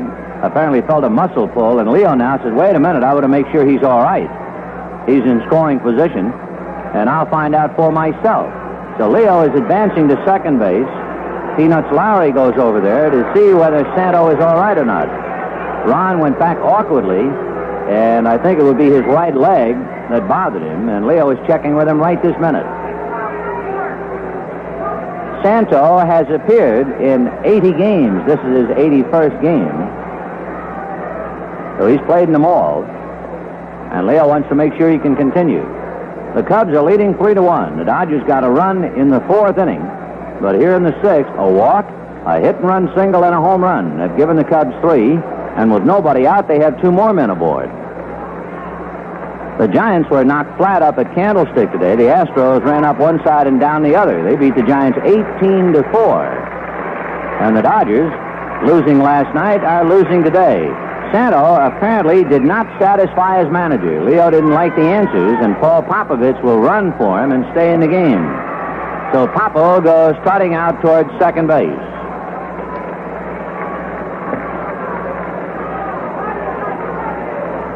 Popovich at second. Cleo James at first. Nobody out. And Brock Davis at the plate to count 1 ball and no strike. So 2 fellas who really make the Cubs move are not in this game now. Pepitone could not answer the bell at the start, and Santo has to come out here in the 6th.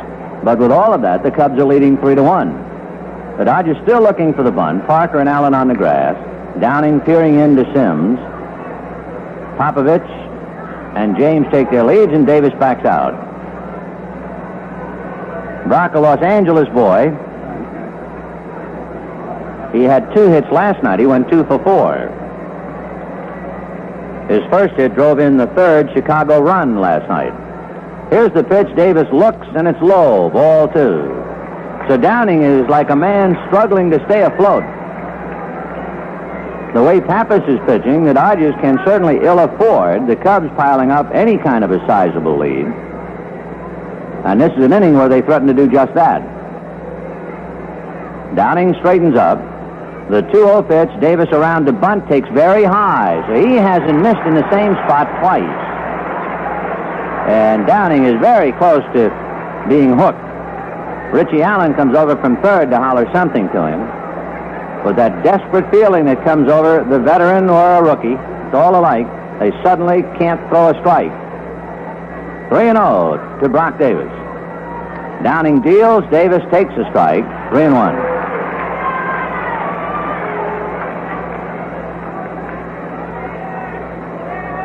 Cubs 3, Dodgers 1 in the 6th inning. Nobody out. Popovich and James taking their leads. 3-1 pitch. Davis takes high. The bases are loaded. And this is as wild as we've seen Downing. It's not just a matter of missing. It's the way he is missing, and here comes Walter Alston.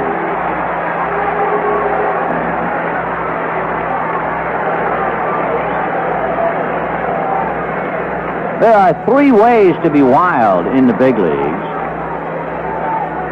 One way to be wild is to really just miss and be wild in one spot.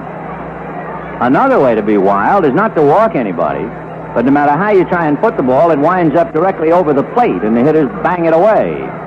And the third way to be wild is the way Downing is wild, and that means curtains. He is wild high, he is wild low, he is wild inside, he is wild outside, and you just can't hang around doing that. So the hook is in and Downing's coming out, and Pete Mickelson will be picking up for him. And that's a great spot to get Mickelson. The base is loaded, nobody out, and Ernie Banks will be the batter. But Pete is trying to put the reins to a runaway Cub. They won last night. They're leading today. And so the Giants and the Dodgers had their big 2-game series. Each club, no doubt, looking forward to the weekend series, and each club paying a price. And Downing comes out. So Al, who has pitched sensational ball in his last 7 games, lost his control and comes out in the 6th inning. He can't win, he can only lose. Or have nothing to do with it, depending upon the Dodger hitters against Pappas, and depending upon how Mickelson can do in quieting Chicago. We got some time. Let's spend it with Jerry. All right, Vinny, on the scoreboard, Houston beat San Francisco today 18-4. They have won 6 straight and 9 out of 10. The Giants have lost 7 out of 10. Durker, the winner. Ray relieved in the 6th inning after they piled up the big lead. They scored 10 runs in the 4th inning. Stone was the loser, relieved by Robertson, Carruthers, Bryant, and McMahon. Cincinnati, with a 5-game losing streak going, opened up on a bad note as Pittsburgh scored 5 in the 1st inning and lead them 5-0. That's Nolan for Cincinnati and Johnson for Pittsburgh. Montreal over New York 12-7 in a day game. The Mets now have lost 7 out of 8. Morton was the winner and Williams the loser, and Morton had a home run, his first of the year. Philadelphia leads Atlanta 1-0 at the end of an inning and a half. St. Louis at San Diego a little later, Gibson and Kirby. In the American League, the Senators and Baltimore no score at the end of 2 innings of play. And Boston over Cleveland in the first game 4-0. Cleveland leads the second game 4-1 in the first inning. New York, Detroit later, Oakland, Chicago later, Kansas City, Milwaukee later, and California, Minnesota also later. All right, let's go back to the action here, and here's Vinny. All right, Jerry, and Leo DeRocher now, smelling a chance for a big inning, has decided to go for broke. He has lifted Ernie Banks, and Billy Williams will hit with the bases loaded and nobody out. That is a considerable improvement for the Chicago picture in many ways. First of all, Williams is hitting almost 200 points higher than Banks. Secondly, Williams is a left-handed batter against Mickelson. And thirdly, Williams runs so much better than Banks on the bad knees. So the situation has gotten tougher now that Mickelson has been brought in. He gets Williams. So Billy, who was to rest the first game, comes up now with a chance to break it wide open. The Cubs are leading 3-1. Duke Sims in a lengthy conversation with Pete Mickelson. Downing went 5 innings plus, is charged with at least 3 runs, a half a dozen hits, 4 walks, and 4 strikeouts. And oddly enough, his troubles should come in the 6th inning, right after he finished the 5th, striking out the last 2 batters that he faced. Now here's Billy Williams with 50 runs batted in. Mickelson out of a stretch, and a sinker is grounded to Lefebvre. He goes to Wills, and he has no further play. In fact, Davis went in high to first base, and I think Wills' right arm hit Davis, so he was unable to throw at all. So it's only a force play. 1 out, 4-1 Chicago, and the batter is Chris Cannizzaro.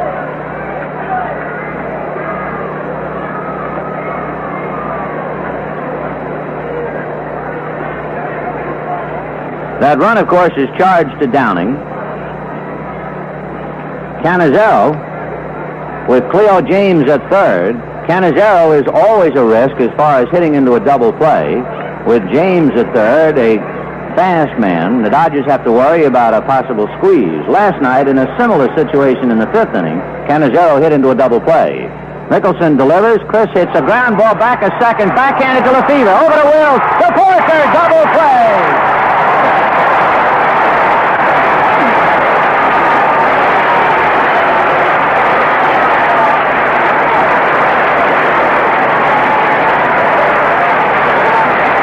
Boy, that was an outstanding double play. I wish we had that on film to look at all winter.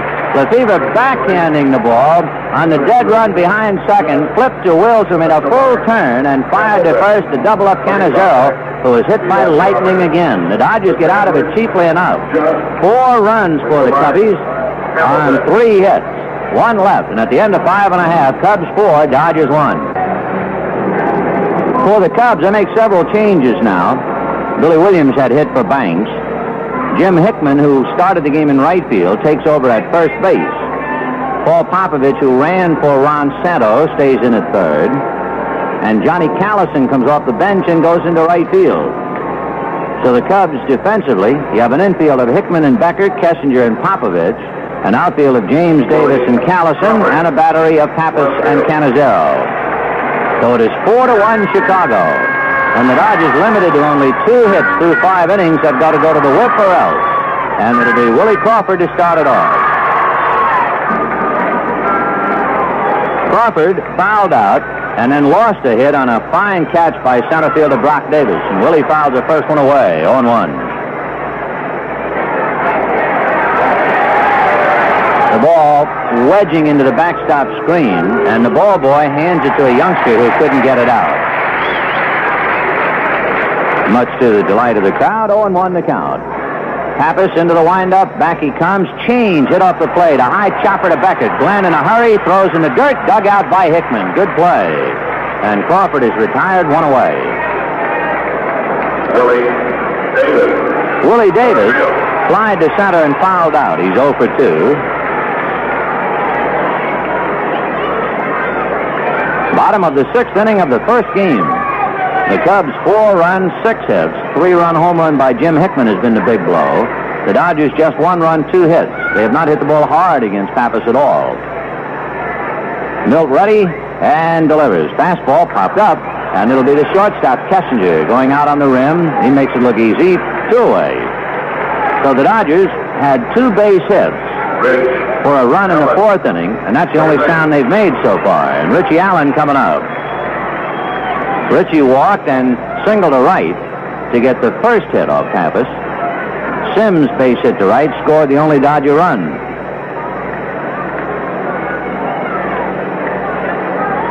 Milt has a shutout this year.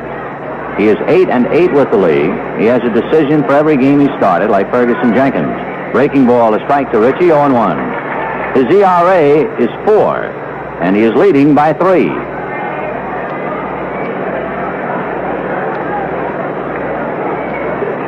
Two out, 6th inning, 4-1 Chicago. Pappas ready in the strike 1 pitch. Fastball inside, driving Allen away, 1-1. We're only in the bottom of the 6th. The first game of a twilight night doubleheader. Pappas, who works quickly, comes back 1-1 and missed inside, ball 2. 2-1 the count to Richie. Allen 1 for 1, hitting about 270 as he stands at the plate. His highest average for the year. 2-1 pitch to Rich. Swung on and missed, strike 2. Allen's base hit in the 4th was his 76th. A rather familiar number in these parts. The 2-2 pitch to Richie. Swung on and missed, and down he goes. So Pappas getting tougher. He's retired 7 straight, and at the end of 6, Cubs 4, Dodgers 1. Cases, maps? They're all in the car, George. Well, it's been a great vacation so far. By tonight, we'll be in the...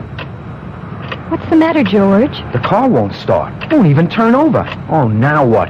At home, I could just call Harry over at the Union 76 station. I know Harry does a good job, but so far from home, I don't know who to go to. Nobody's got the old spirit anymore, Marge. George, look up a Union 76 dealer in the directory.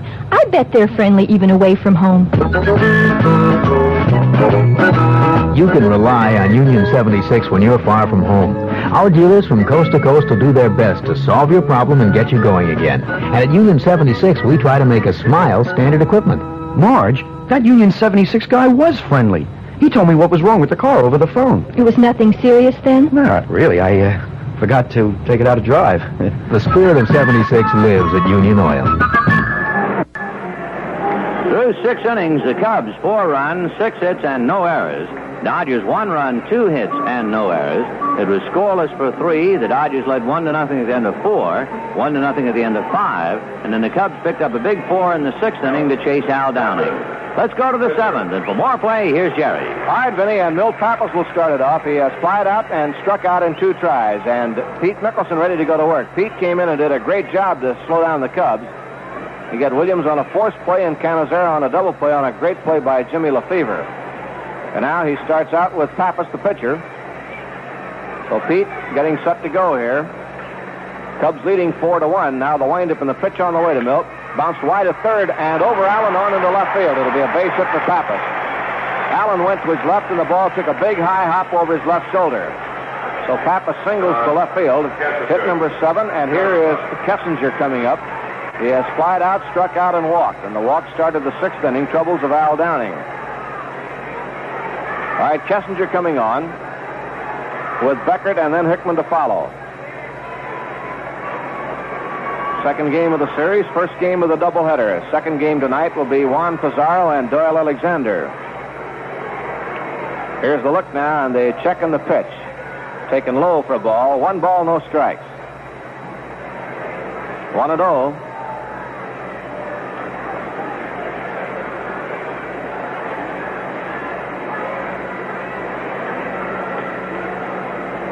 One ball and no strike count. Kessinger turns around now to bat from the left side with Mickelson going. Now the pitch. They're looking for the bunt. It's first base way. Parker fields, goes to second base in time, and there's no play at first. So they get the force out on the bunt. Parker down to Wills. And that'll bring on Glenn Beckert. Had a hit-and-run single to left field in the 6th inning, and that set it up for Jim Hickman's home run. Glenn Beckert. Beckert, the batter, 1 home run, 22 RBIs, and a .348 batting average. 1 out, 1 on.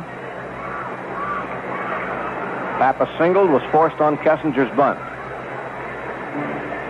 Now Mickelson ready to go again. Beckert, right-hand batter, and a good one. He's 3rd in the league in hitting with his .348 average, and he's right behind Willie Davis. Willie at .350 starting tonight. He is 0 for 3, and Beckert is 1 for 3. Now the look and the pitch. Strike called on the inside corner, 0-1. Beckert has a look at third base coach Peanuts Lowry. 0-1 the count with 1 away. Cubs leading 4-1. We're in the top of the 7th inning, first game of the doubleheader. Now the pitch on the way. Breaking ball low. 1 ball, 1 strike. Out on deck, Jim Hickman is now playing first base for the Cubs. 1-1. Pete set again. The look is a pop-up foul behind the plate. Sims digging back for it. This one's going to be out of play over the backstop. Strike 2, ball 1 to Glenn Beckert. The Cubs will make their final visit to Dodger Stadium here tomorrow night. It'll be our last game of the Cubs this year.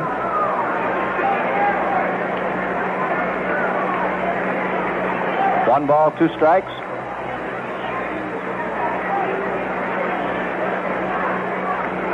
Now again, Beckert waiting. Kessinger a short lead away from Parker as Mickelson looks down, and now Beckert backs out. Once again, Beckert in there ready to go. Mickelson out of a stretch, and the 1-2 pitch. Ground ball to third. Allen has it. Down to second base, Warren, and no other play as Kessinger takes Lefebvre out with a rolling slide in there, and Jimmy goes down in the dirt and had no chance to make a play. So a forced play, 5-4, third to second, 2 away, and here's Hickman. Hickman hit a home run deep to left field, his 14th of the year. He has driven in 3 of the Cub runs. He has 2 hits. Jim now playing first base, batting average .228. He has 14 home runs and 37 runs batted in. 2 outs, man on first base, Beckert. Cubs 4, Dodgers 1, 7th inning. Nicholson set again in the pitch. In for a strike. Good sinker at the knees, 0-1.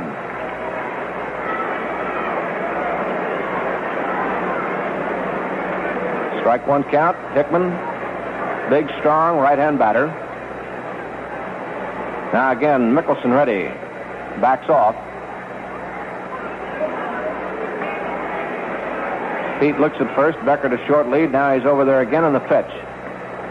Low inside, a throw to first base. Beckert comes back in head first. Sims firing down to Parker, not in time.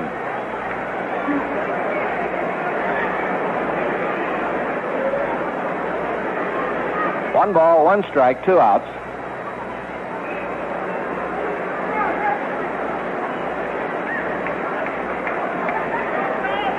Mickelson ready again in the pitch. Palm ball is in there for a strike. 1-2. So he threw up that slow one that time, and Hickman let it go by. A ball and 2 strikes to Jim.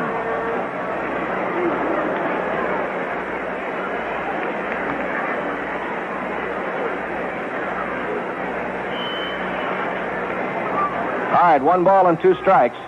Here's the look again, and the pitch on the way. Fly ball to center field, and Davis comes up, makes the catch for the out. So Hickman is out on a liner to center, and the Cubs are retired in the 7th. No runs, a hit, and 1 man left. The score at the end of 6 1/2. Cubs 4, the Dodgers 1. Schlitz, Milwaukee in the world.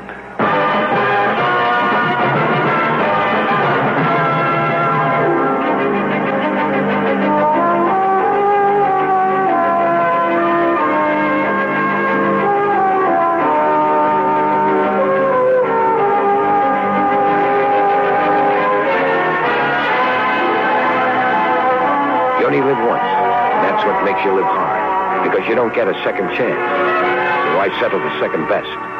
Even in the beer you drink. When you're out of Schlitz, you're out of beer.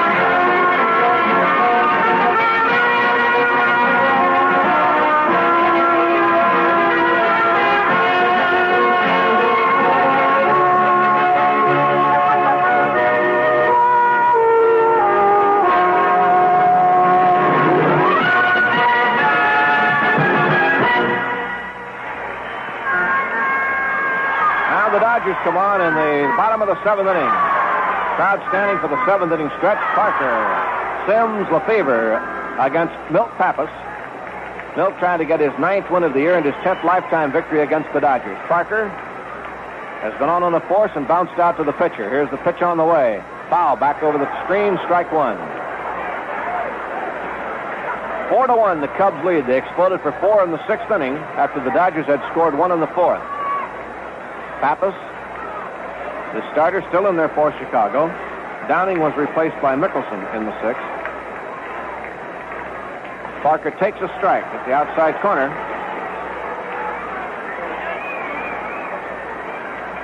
Oh, 0-2 the count to West, hitting .294. Now the pitch. Ground ball to the left side, it's short. Backhanded by Kessinger. Long throw in time, and Parker is out. Good play by shortstop Don Kessinger. That brings on Duke Sims, who has a single to drive in the only Dodger run. Sims singled in the 4th inning to score Parker from second base.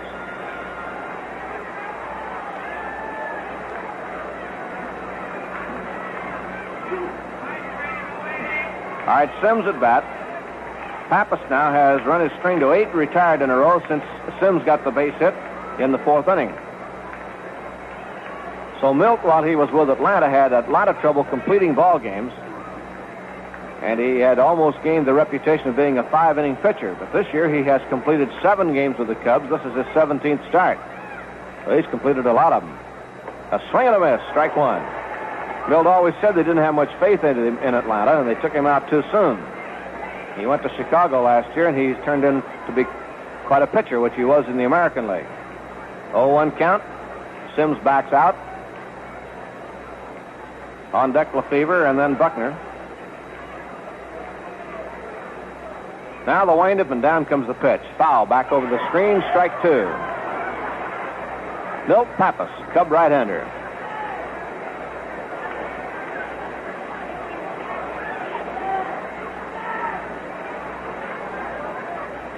Oh, and 2 the count. Duke Sims waiting. The Dodgers held to just 2 hits. They have a team batting average of 272. 1 point ahead of the Cubs. Now Pappas delivers off speed low for a ball.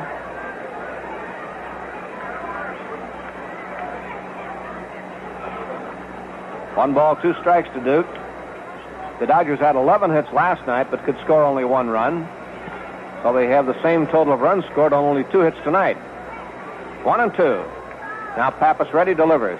Inside around the knees, ball 2, and it's 2 and 2. Pappas has walked 2. He has struck out 3. He has struck out Lefebvre twice. 2 and 2. Sims out for a handful of dirt. Nice crowd on hand, but still plenty of good seats available here if you'd like to come out and see the second game and the remainder of this first one. You have a lot of time. Here's the 2-2 pitch. Duke pops it up foul out of play, and the count stays 2 and 2.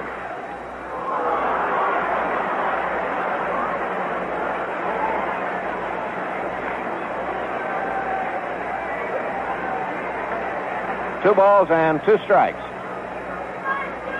Sims hitting .268 with 2 home runs and 14 runs batted in. Now Pappas checking signs again. Right-hander ready, and the 2-2 pitch. Off speed, foul. Back to the screen, hits the top and comes on over into the crowd.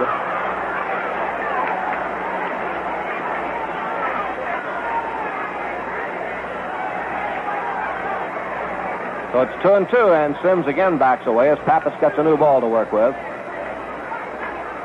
Lefebvre on deck, then Buckner here in the 7th. Cubs lead 4-1. Now again, the windup and the pitch on the way. Inside, ball 3, breaking pitch into the knees. 3 and 2 to Duke Sims. Cubs won last night behind Ferguson Jenkins, trying to make it 2 in a row here in this one.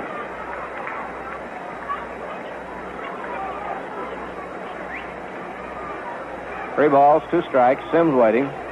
Now the pitch.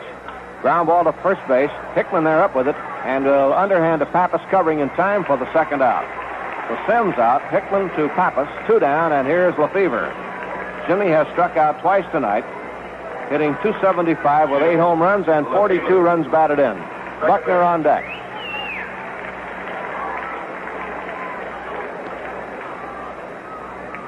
Bobby O'Brien throwing in the Dodger bullpen.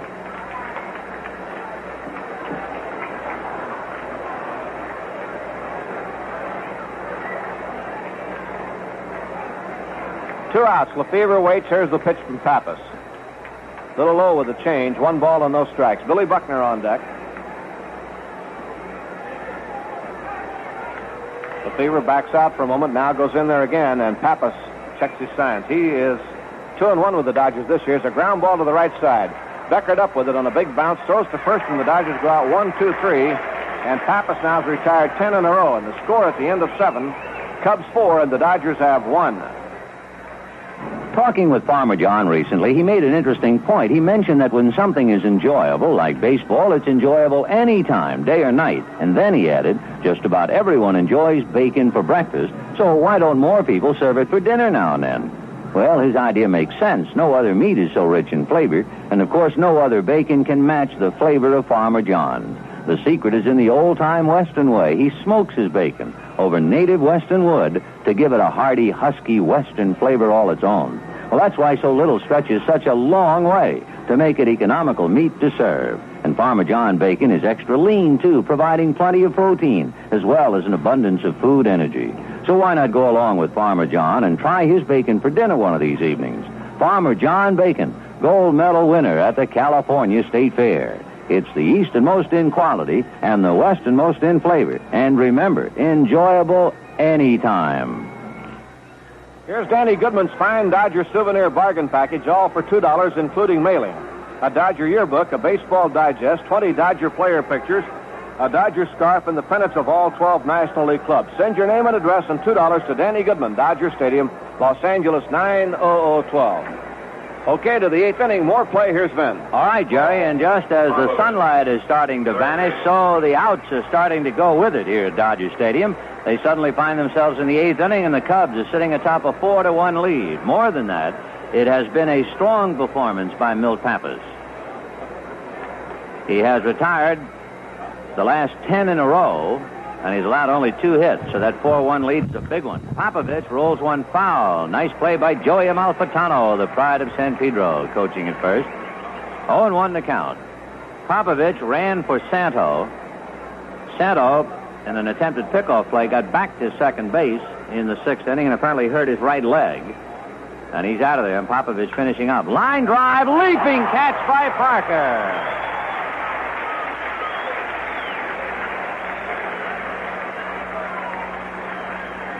Parker went as high as he possibly can jump and then extended his right arm as far as it'll go. And he takes a base hit away from Paul Popovich. And the batter, Cleo James. James is 1 for 2. He singled to right. Cleo, 1 for 1. Right-hand batter, Mickelson delivers a sinker bunted foul behind the plate, 0-1. This is apparently Mickelson's last inning of work. He figures to come out for a hitter in the 8th. Al Downing led 1-0 through 5 innings, and then he lost his control in the 6th. He just couldn't get a strike, and when he got the ball over the plate, the Cubs hit it. The big blow, a 3-run home run by Jim Hickman. Strike 1, pitch on the hands, and a leaping catch by Wills of a little looper. That thing wasn't hit hard. Just a little dying quail, and Wills went up and got it. 2 down, and Brock Davis the batter. 2 out, top of the 8th. Cubs 4, Dodgers 1. Brock Davis, left-hand hitting center fielder, single, grounded out, and walked. He's 1 for 2. When the Dodgers bat in the bottom half, they have Buckner, then Mickelson, Spot, and Wills. The pitch outside, ball 1. The Giants lost, the Dodgers are losing. And the club that can profit is Houston. The 1-0 pitch on the way. Ground ball, a one-hopper to Parker. He walks that thing to the bag, and the Cubs are gone in the 8th. The end is 7.5, Cubs 4, Dodgers 1. Would you like to know how to get the best deal on a new or used car? Buy from the dealer with the best service department. It's true. Here's where a dealership can save you real money by doing a job right the first time. And this is exactly why Don Sanderson Ford in Glendale is so popular with Valley residents. They treat you right after the sale, too. Remember this when you're shopping around. That's Don Sanderson Ford, 5300 Grand Avenue in Glendale, where good service makes a great deal even better. Alka-Seltzer brings you an Alka-Seltzer story. Came to this little place. Waiter says, try this, you'll like it. What's this? Try it, you'll like it. But what is try it, you'll like it? So I tried it. Thought I was gonna die. Took 2 Alka-Seltzer. For headache and acid indigestion, no aspirin or antacid alone can possibly relieve you in as many ways as Alka-Seltzer. Alka-Seltzer works. Try it, you'll like it.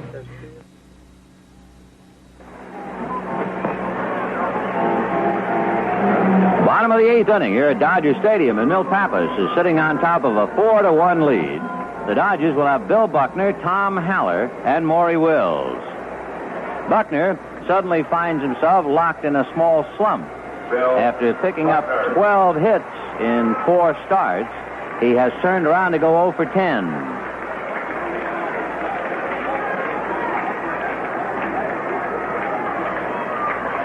So Buckner waiting at the plate, and Pappas, who has retired the last 10 in a row, deals a strike.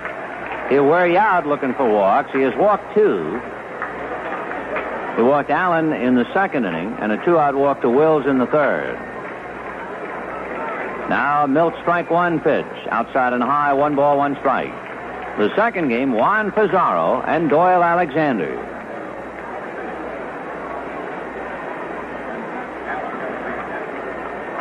Pappas into the windup, and the 1-1 pitch on the way is whacked into right field. Base hit for Buckner. So Bill tries to lead the Dodgers back, and that'll bring up Tom Haller. That is only the 3rd Dodger hit, so they have been thoroughly muffled by Pappas. Jim Hickman goes to the mound to talk to Milt.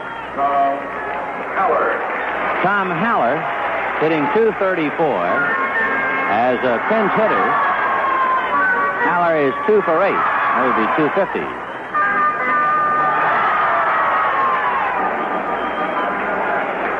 Tom Haller at the plate. Buckner not held on by Hickman. He's directly back of him. Pappas at the belt and delivers, and there's a broken back ground ball to Hickman. He goes to Kessinger, back to Hickman, double play. So Haller breaks his bat, hits into a double play, and we have 2 down in the 8th inning.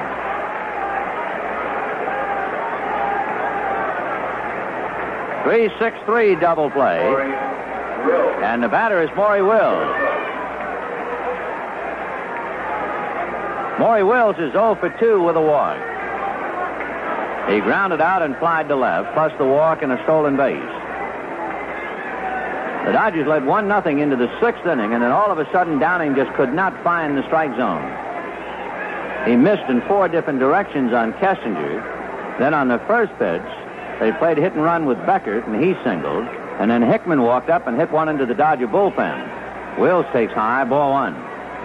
Santo singled. There was a walk by James, a walk to Davis, and finally they had to bring in Mickelson to restore some order. A force play got the 4th run over, and Cannizzaro ended it by hitting into a double play that was really something to see. A strike to Wills and the count 1-1.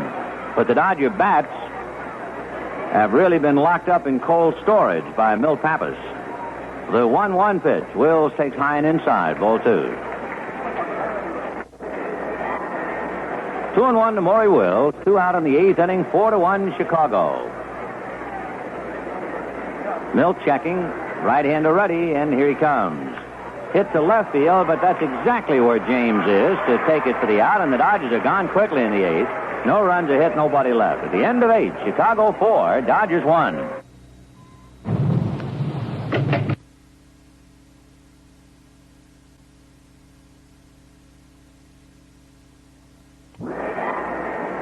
Two and 1 to Maury Wills. 2 out in the 8th inning. 4-1 Chicago. Milt checking. Right-hander ready, and here he comes. Hit to left field, but that's exactly where James is to take it for the out, and the Dodgers are gone quickly in the 8th. No runs are hit, nobody left. At the end of 8, Chicago 4, Dodgers 1. George, you're late, and you're dripping wet. Didn't you drive home? The car won't start. It won't start? Yeah, see, it's been running a bit rough, so this guy at the office said he'd fix it at home. Now the car won't start at all, and he's still working on it. And I don't even know when I'll get it back. Well, is there anybody who cares anymore? Hasn't anybody got the old spirit? When your car needs a tune-up, take it to a man you know can do the job. A Union 76 certified serviceman. That tune-up stripe on his sleeve tells you he's had special training at Union Certified Service School. Brakes, wheel alignment, tire repair. If he's wearing a stripe, he's good at it. Well, George, is the car fixed? Yeah. This time I took it to a Union 76 certified serviceman, and he had it in shape in no time. And look what he gave me. What? Tissues. The spirit of 76 lives at Union Oil. Before we go to the 9th with the Cubs leading 4-1, let's pause for station identification. This is the Los Angeles Dodgers Radio Network. The good son. KTAR Phoenix. 9th inning, 4-1 Chicago. Bobby O'Brien, who was given a rather quick exit last night. He went 3 1/3 innings. Although the 3 runs charged to him and the ultimate defeat, the runs were unearned. O'Brien is 2-2 with the league, 0-1 with the Cubs. Bobby is in his 14th game, his 9th in relief. He completed 1 game, a shutout, you remember, against the Cardinals. O'Brien pitching the 9th inning, and Johnny Callison will start it off. Then it'll be Chris Cannizzaro and Milt Pappas.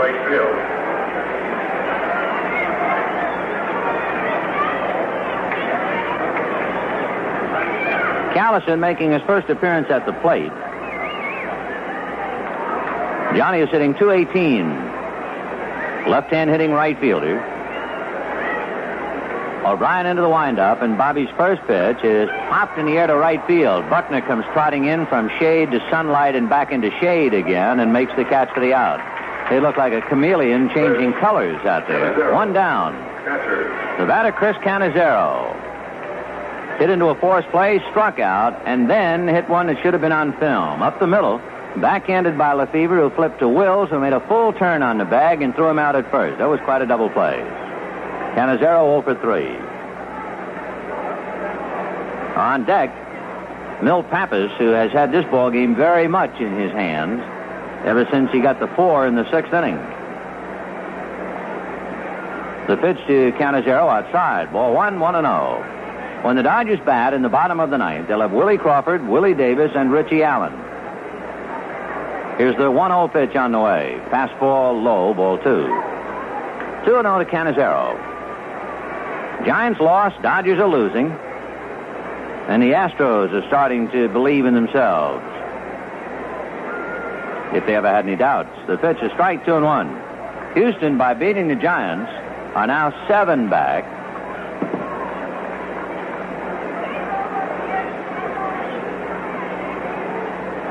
Here's the 2-1 pitch coming up. Fastball, belted to left field. Back goes Crawford. A full turn to the warning track, and this one's off the wall. I think he turned the wrong way, and Cannizzaro has a double. Crawford, who plays a lot of right field, went one way, and the ball went the other. The Willies surrounded the fly ball double, and with 1 out, a good hitting pitcher coming up, Milt Pappas. Pappas has flied to center, struck out, and singled. He's 1 for 3.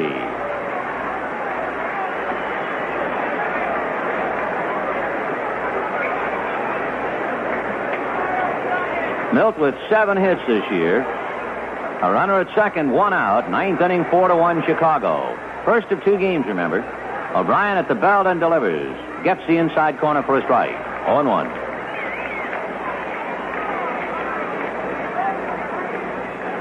Joe Pepitone in uniform and in the dugout.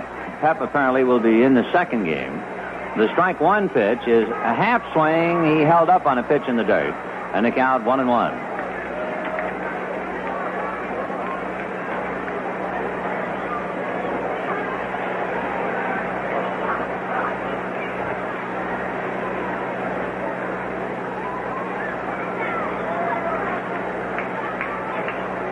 One and 1 to Milt Pappas.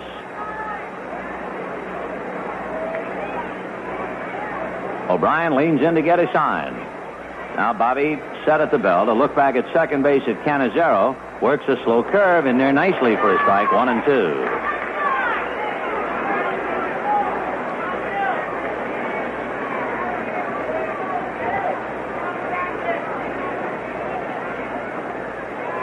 O'Brien set. Pappas waiting. 1-2 pitch. Fastball. Swung on and missed. Strike 3. So Pappas strikes out. 2 down. And the batter will be Don Kessinger. Kessinger flied to right and struck out. Walked and hit into a force play. Don is 0 for 3. His walk in the 6th inning, though, was the tip-off. That's when Downing threw one low away, then high away, then low inside, then high inside. And that was the beginning of the end for Al. He walked Kessinger on 4, and then the hit-and-run single by Beckert, and the Cubs were off to the races. Kessinger, good ball player, checks in at 289. Batting right-handed, he's a switch hitter. O'Brien delivers, fastball low, ball 1.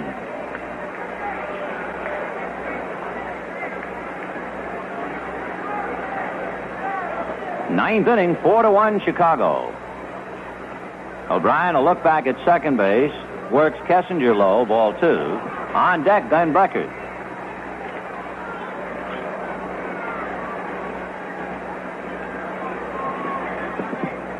Beckert is 1 for 4.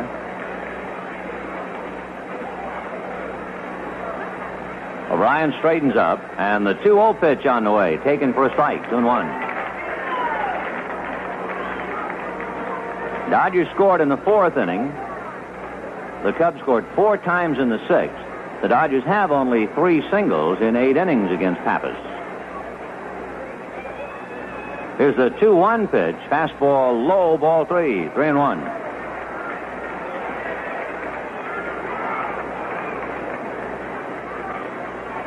Glenn Beckert waking his turn. He's hitting .348. So you go from tough to tougher when you pitch to Kessinger, followed by Beckert. 3-1.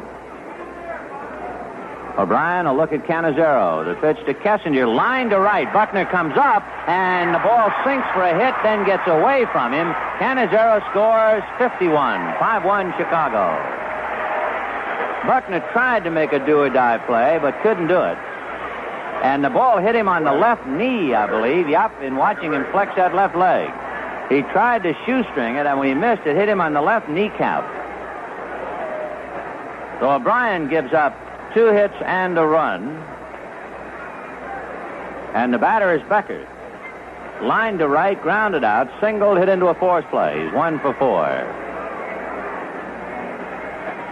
O'Brien at the belt and delivers, and the fastball's a strike. 0-1.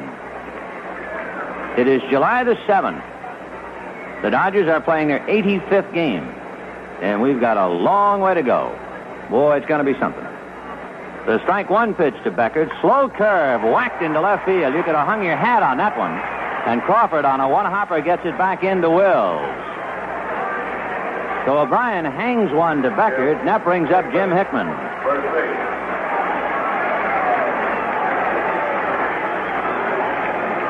So Pappas, who appeared to have this thing stuffed in his hip pocket anyway, is now given more. 5 and 10 for him. 5 runs, 10 hits. And here is Jim Hickman, who put the slug on Downing in the 6th inning. Jim is 2 for 4, and he's hit the ball hard all 4 times.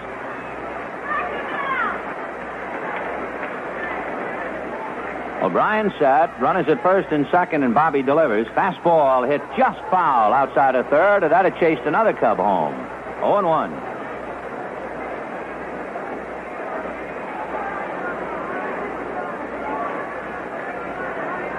Don't forget the second game, and the way this first one is going, that second one becomes mighty important. And rookie Doyle Alexander will be going against veteran Juan Pizarro.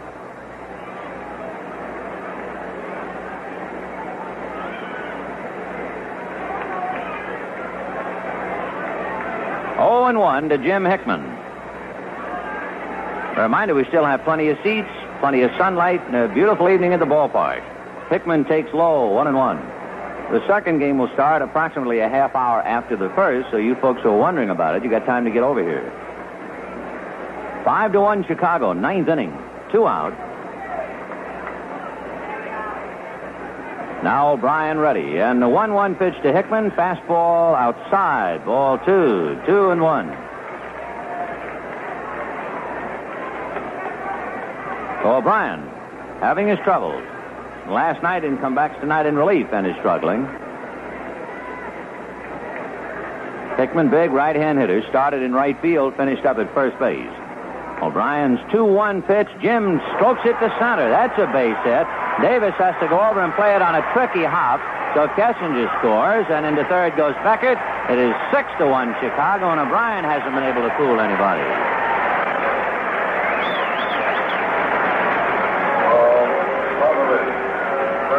So Jim Hickman has 3 hits and 4 runs batted in. O'Brien has surrendered a double and 3 singles in the 9th inning. Timeout for the moment, Mel Steiner pointing ball 1. Apparently O'Brien went to his face while on the hill. That's right. So the count is 1 ball and no strikes. O'Brien went to his face while still up on the mound, and Mel Steiner spotted it. 1-0 the count. Steiner informing Sudol, and the plate umpire then informed the press box. Here's Paul Popovich. Popovich robbed of a hit on a leaping catch by Parker in the 8th inning. O'Brien deals, and it's fouled away. 0-1. 6-1 Chicago in the 9th.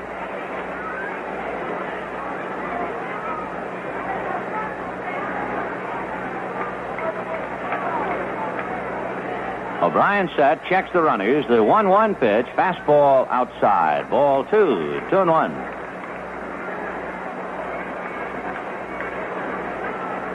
So Milt Pappas getting fat sitting in the dugout. He was leading 4-1. Now it's 6-1. O'Brien's 2-1 pitch, off speed and lifted to Davis in center field. He has to go back to get it, and Willie does just that. So the Cubs get 2 runs, 4 hits, and leave 2. And at the end of 8.5, Cubs 6, Dodgers 1. Schlitz, Milwaukee in the world.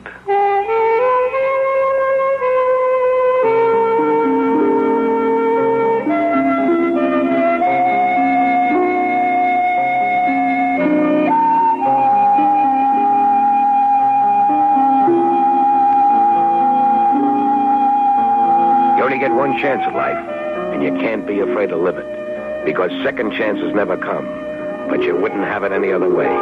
Same with your beer. You wouldn't have it any other way either. Schlitz. Why settle for less? You're out of Schlitz. You're out of beer.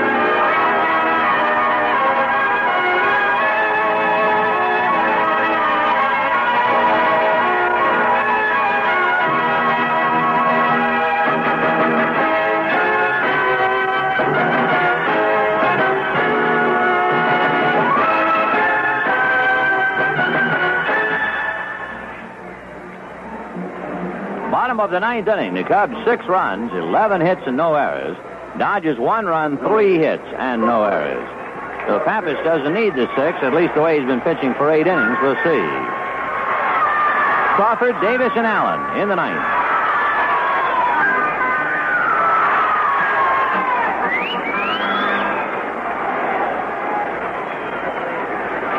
Willie fouled out, looped one to center. Brock Davis made a fine sliding catch and grounded out. He runs up the bunt and takes outside, ball 1. 1-0.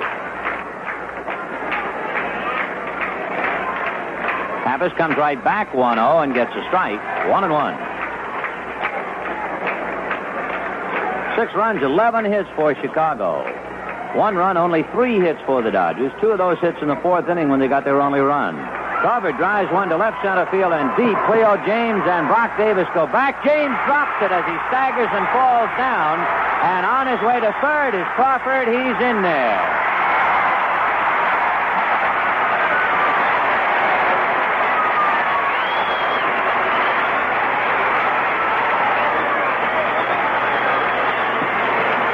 Cleo James caught the ball in his glove, tripped and fell down, and the ball came out. And Crawford is standing at third base.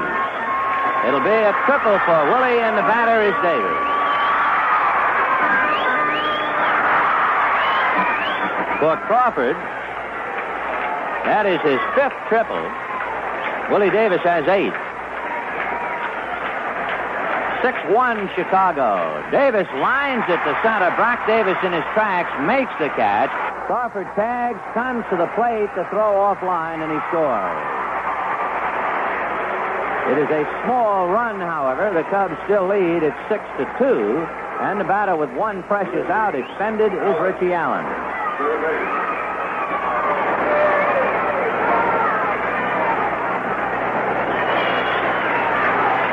Richie Allen walked, single to right, and struck out. He's 1 for 2. Pappas ready, delivers. Richie fouls it away. 0-1. Milt Pappas has done just what Leo had hoped to do, what the Dodgers had hoped would happen but did not, namely a starting pitcher go along with the bullpen having the night off in the first game. For the Cubs, they desperately need it because of their schedule. The next one outside, the Cubs with a doubleheader tonight have a doubleheader Friday and a doubleheader Sunday. Now they're really thin. 1-1 to Richie Allen. 6-2 Chicago in the 9th inning. Richie drives one to right center field and deep, and that ball is going to go. A home run.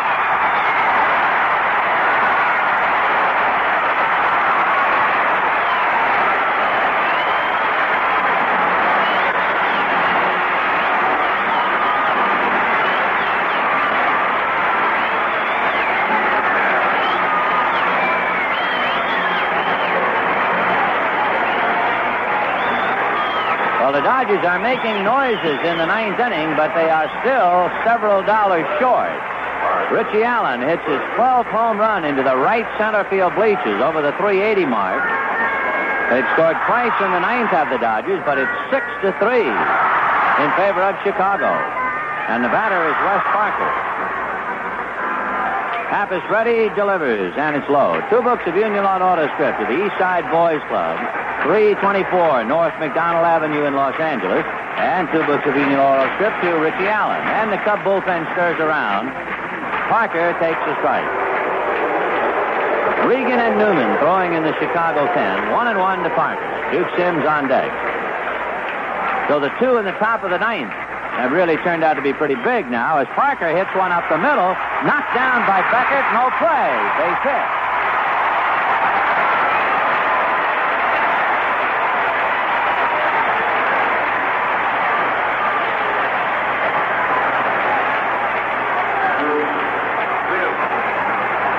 The batter will be Duke Sims, and this crowd had to be very quiet all night, and now in the 9th inning they have a chance to make some noise anyway. DeRocher is off the bench, stirring around a little bit.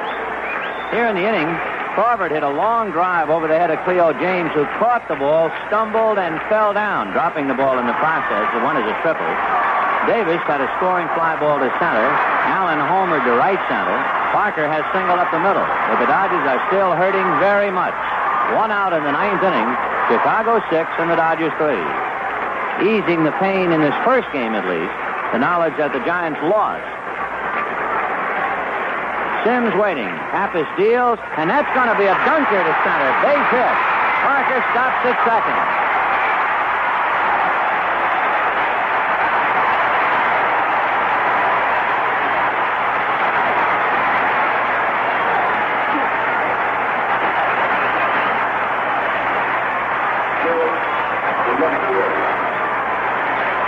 So Duke Sims just hit a looper into center field for a base hit.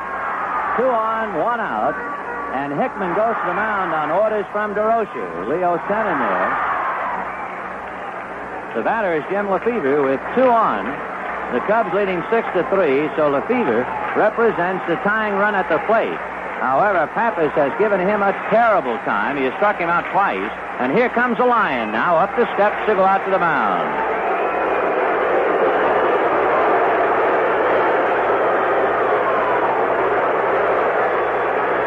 Leo, for 8.5 innings, was able to sit back and watch Pappas stifle the Dodgers. And Milt went into the 9th inning leading 6-1. And the Dodgers have scrambled for 2. They have 2 on with 1 out. Lefebvre the batter, and Leo wants to talk to Pappas. Pappas this year had started 16, completed 7. Leo has Regan and Newman in the bullpen, but he is holding court out there on the mound. And he has not given any indication of a change. If anything, he would appear to be talking to Pappas as to how he wants Milt to pitch.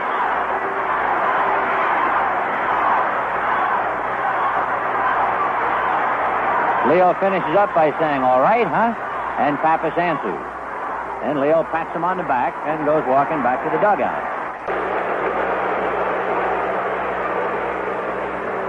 So with the count 2-0, Leo coming out, and the umpires now tell him that he has to finish. And it is first base umpire Steiner who puts his hands on Leo's chest and says he has to finish this hitter because you've already been out there talking to him on this hitter. In other words, Leo could have come out the first time with the count 2-0 and taken out his pitcher, but he's been there once. And you cannot make 2 trips and change pitches with the same hitter. And the umpires are telling Leo, go back to the dugout. Pappas has to pitch to Lefebvre. And Leo says, "Oh, I see," and he goes back to the bench.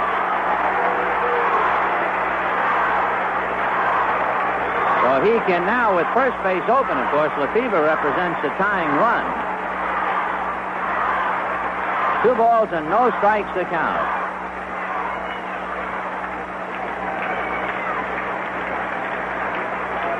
Well, the crowd having some fun here in the 9th inning, but the Dodgers still have a long road to travel, and there's 1 out. Lefebvre waiting 2-0. Pappas to the windup, and the pitch. High, ball 3.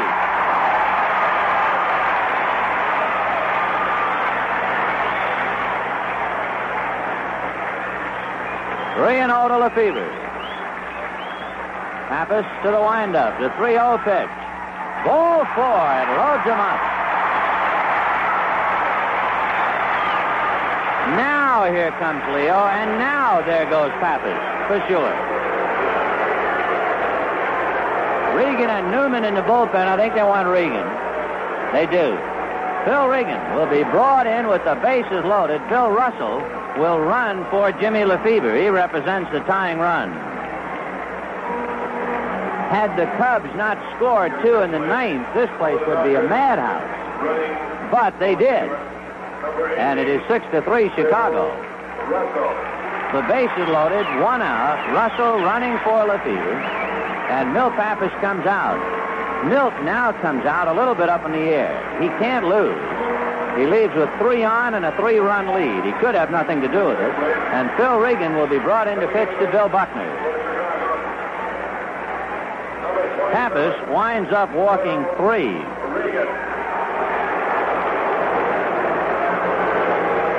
Milt allowed 3 runs, but the door is open in 8 1/3 innings. 7 hits. And now Phil Regan slowly coming in. We got time. Here's Jerry. All right, Vinny, on the scoreboard in a wild one today at San Francisco, the Astros beat the Giants 18-4 with 17 hits. Durker, the winner, and Stone, the loser. They had 10 runs in the 4th inning for Houston. We only have 1 report out of Pittsburgh, and that game should be almost over by now. That was a first inning score, 5-0 in favor of the Pirates. Montreal beat New York today 12-7 in New York, and the Mets have lost 7 out of 8.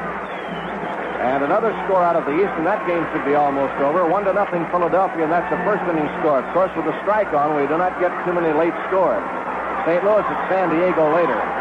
Washington, Baltimore, nothing in the second.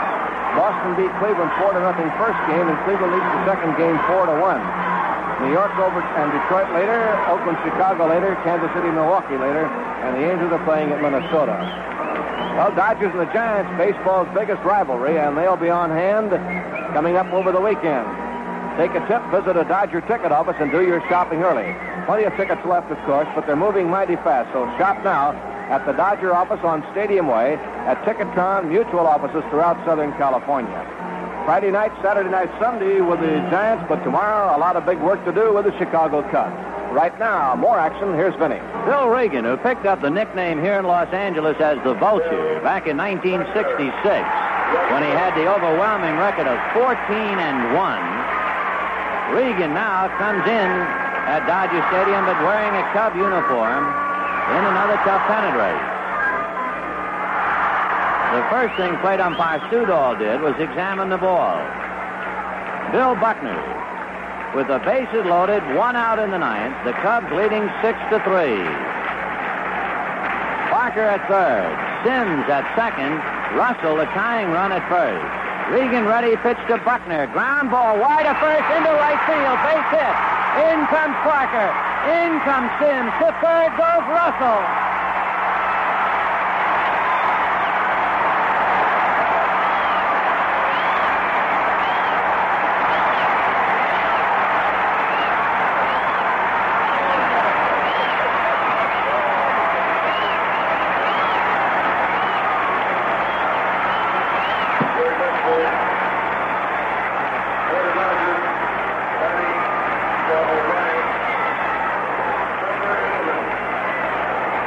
Buckner hit Regan's first pitch into right field, and this place is going wild. The Dodgers have scored 4 with 1 out. The Cubs lead 6-5.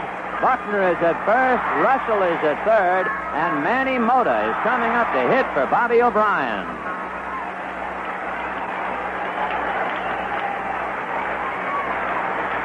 The tying run 90 feet away. Regan out of a stretch. The pitch to Mota. Ground ball to Regan. He goes to the plate to get Russell, who is tagged out by Cannizzaro. And stopping at second is Buckner. So Mota, who can go the other way about as well as anybody who ever played the game, could not, and hit the ball to Regan. And Russell had to come to the plate to keep the game alive. So Russell is out 1-2. Regan to Cannizzaro. And now it looks like the Dodgers might be able to tie. Now it's really got to be cut thin. 2 down. 2 on, and Wills the batter.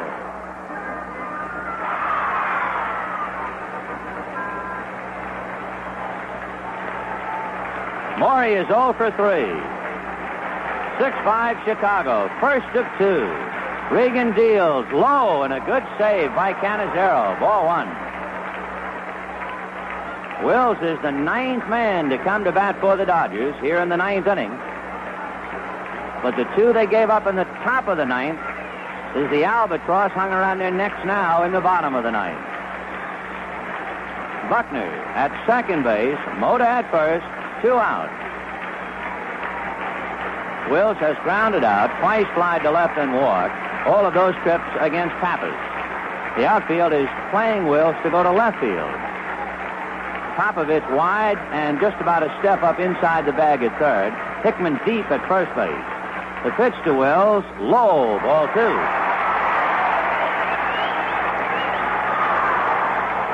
The Dodgers led 1-0 through 5. The Cubs led 4-1 through 8. Then the Cubs got 2 in the 9th to lead 6-1, and it looked like a laugher. And the Dodgers have scored 4 to make it 6-5 Chicago. 2 out, 2-0 to Maury Wills. Buckner and Mota on the line. Regan ready. The 2-0 pitch, a strike. 2-1. Don't forget, if you're anywhere in the area, you got plenty of time for the second game. And that should be a Lulu. Doyle Alexander and Juan Pizarro. But this first one is still alive. 2-1 to Wills. Regan ready and deals, and is a high bouncer back in the mound. Tough play. No play. The bases are loaded.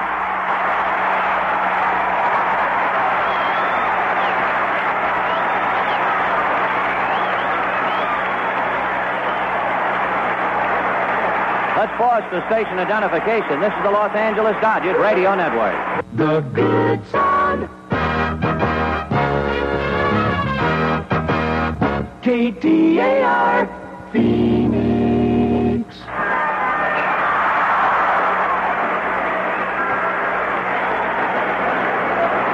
The Dodgers have put on a tremendous show here in the 9th inning, win or lose.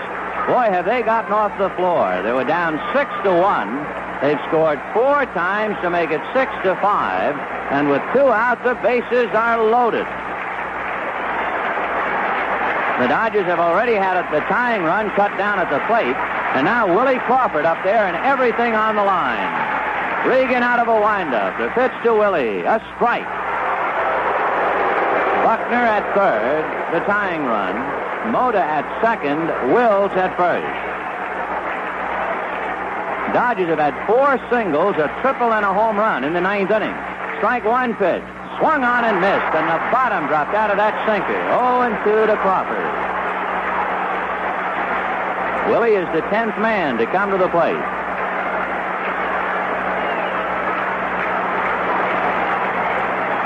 Dodgers with a half a dozen hits in the 9th, but here comes Regan. Strike 2 pitch is low, ball 1.